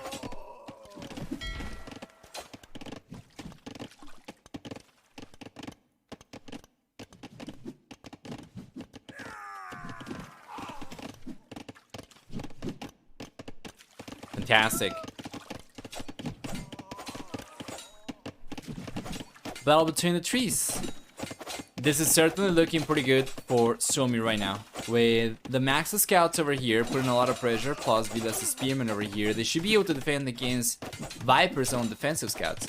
Plus all the skirmishes from Vilas are putting a lot of pressure. We see that Dow's taking a lot of damage over here. So far he's lost 3 villagers, Taro has lost 2, and the Viper has been able to get 1. But that's about it. It seems like the 5th one might be the charm, as Suomi's looking a little bit stronger over here. They do retain a higher worker count while still staying ahead of military by quite a bit. For GamerLegion, on the other hand, they do have the player that's the closest to going out to the castle age being Taro, plus playing with Saracens over here means that if he uses the market, might be able to go out to the castle age even faster.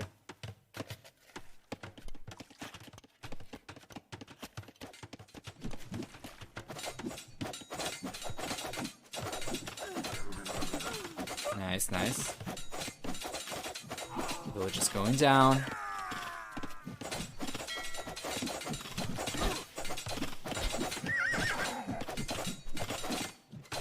Beautiful. Let's just vibe and add to this.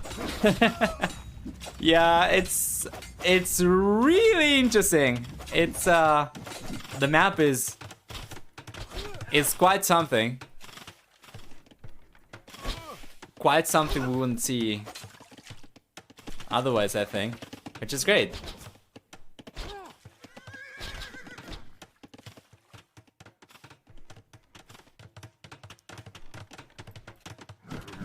At the very least, GamerLegion are able to can stabilize, and that's not going to be under any pressure anymore. However, Suomi, they are switching focus. They're going to be targeting the Viper next. The Viper was managed to get enough resources to click out to the castle age very soon, by the way. Meanwhile, the Max has already clicked out to the Castle Age, so he's going to have the Viper beat.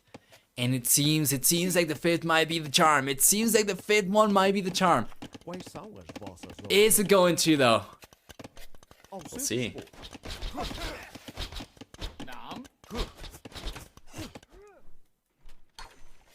Impero. Presto. Ein. Presto.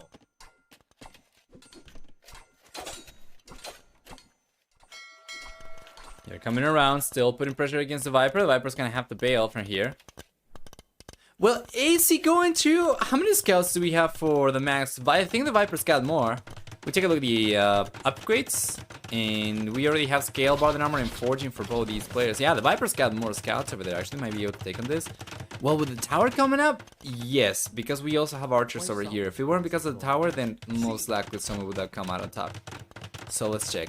Engagement is probably going to happen very soon. You gotta keep in mind as well that it's not the only push from Suomi, as they are also putting pressure down the south over here against Tato too.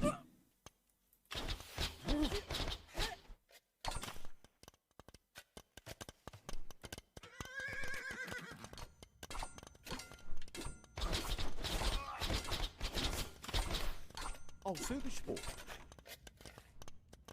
Quais são as vossas ordens?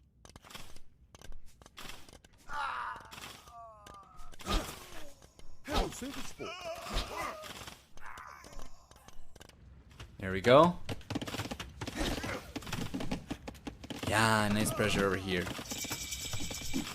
Viper gets to the Castle Age. Tato's gonna be in the Castle Age very soon as well, so we'll see Crossman over here. Meanwhile, we also have Vileza and Ballas going up to the Castle Age, so if they're able to hold on to these units until they go up and get the upgrades, then the crosses from Tato are not going to be quite as strong. If Tato manages to get a better engagement right now against Vileza and Ballas before both those Suomi players get to the Castle Age though, that could be huge. With that amount of crossbows from Saracens, Tato can basically utilize his army as siege. He's going up the north though. Because an upgrade blocking arrow is coming up, and he'll go right after Val's by the looks of it. It seems so. Here comes Tato, and Val should know about it. As his trade card was getting targeted over there, the trade cog actually was getting targeted over there. Did he realize about it? He's not realizing. Okay, now he is. So he's garrisoned inside the tower already. The best Tato will be able to get a single villager over there that Val is actually pulling away, and yeah, you know. Val's still gotta be very careful over here. And he's about 20 seconds away from the Castle Age. Why? Because Tato can take on anything with the crossbows. He can potentially even take on the tower. He's just trying to find the exposed economy because it's going to be the easiest for him to collect, and it's also going to be the safest, as he's not going to take any damage compared to the towers.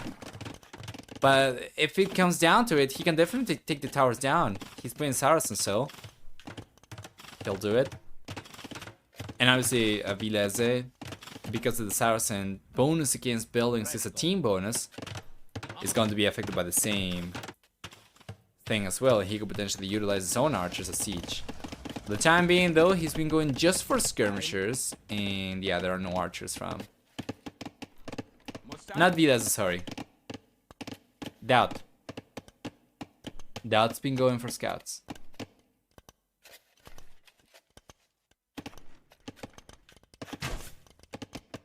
Has he? No, he's not been going for scouts. What am I talking about? He's been going for skirmishers. Anyway.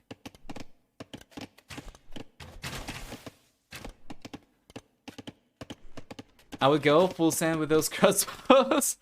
I always lose. Yeah, that's something that also happens to me a lot. I say, yeah, I would probably go in right now. The players are usually a little bit more cautious.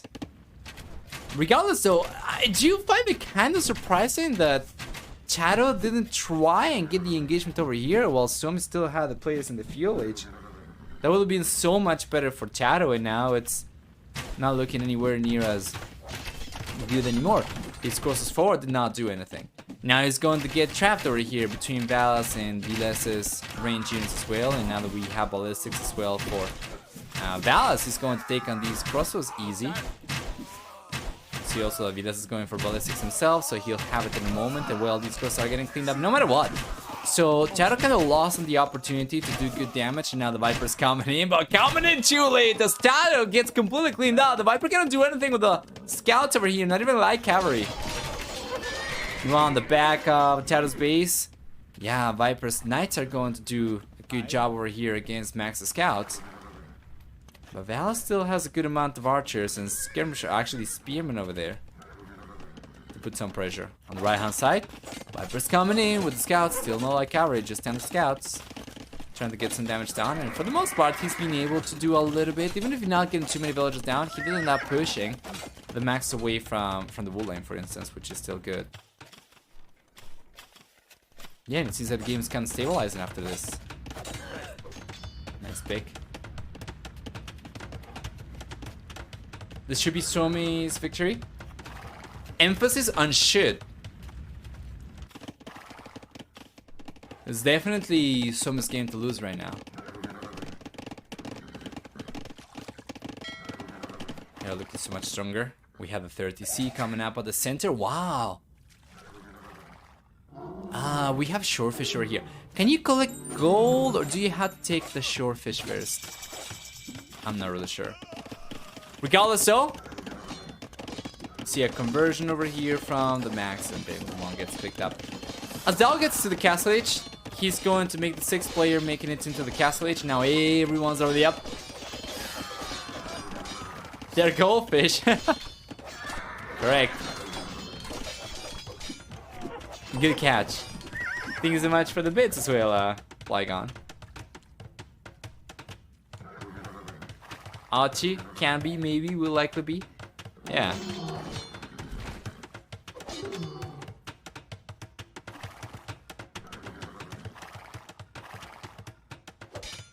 Castle's coming up now for the Max as well, so seems like Suomi will end up getting full control of the center.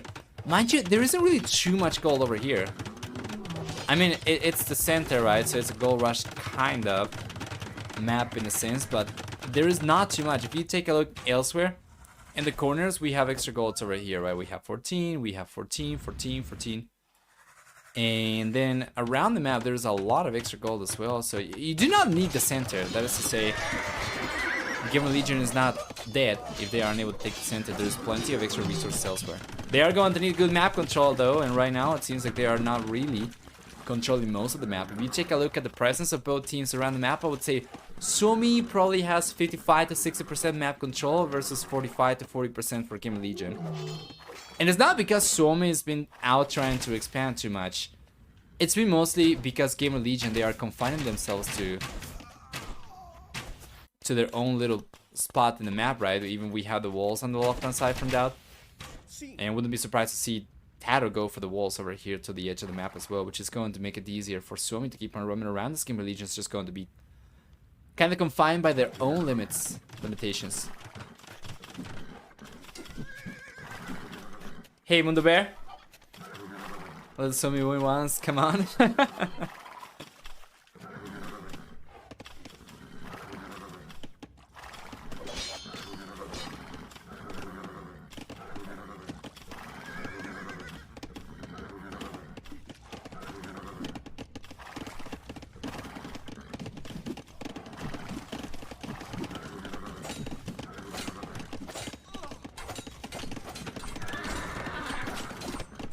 Beautiful. Viper's trying to make the knight play work. Oh boy. Oh boy. Actually, that is a little harder, I think, for Vaz than he thought it was going to be. The Commander Dragons are doing a lot of damage over there. Regardless though, the knights from the Viper do not seem like they'll be able to do too much. These are some fantastic quick walls from the Max. Unfortunately, he wasn't able to clean out the units. He wasn't able to trap the knights.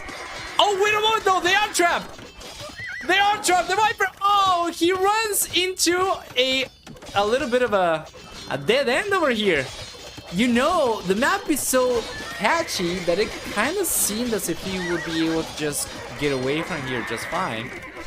No matter where he went to, but he actually ended up getting trapped. How many knights do we have over here? We have 17, but he's already been losing a few. So yeah.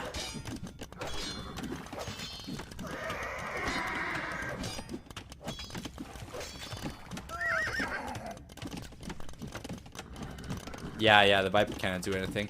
The skirmishers will not clean this up. Go figure.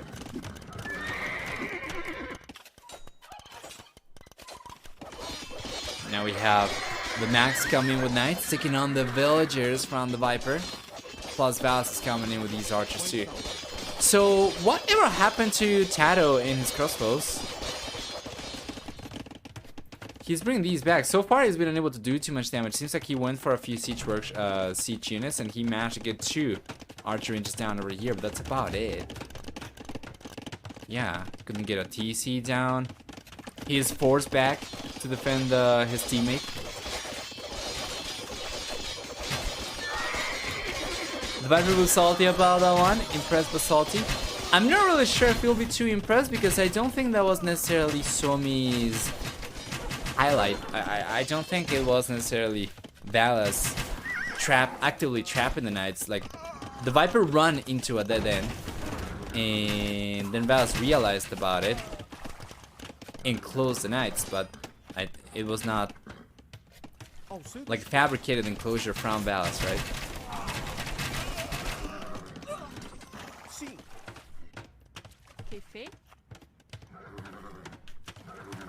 You know, I've been seeing a lot less of those quick walls, insta-cage plays from players ever since the gates got nerfed. But yeah, Imperial Lich is here for the Max, so we're gonna see Cavalier. He's going for Chivalry. So we have Cavalier, Chivalry, Plate, Bard, and Armor coming up for the Max.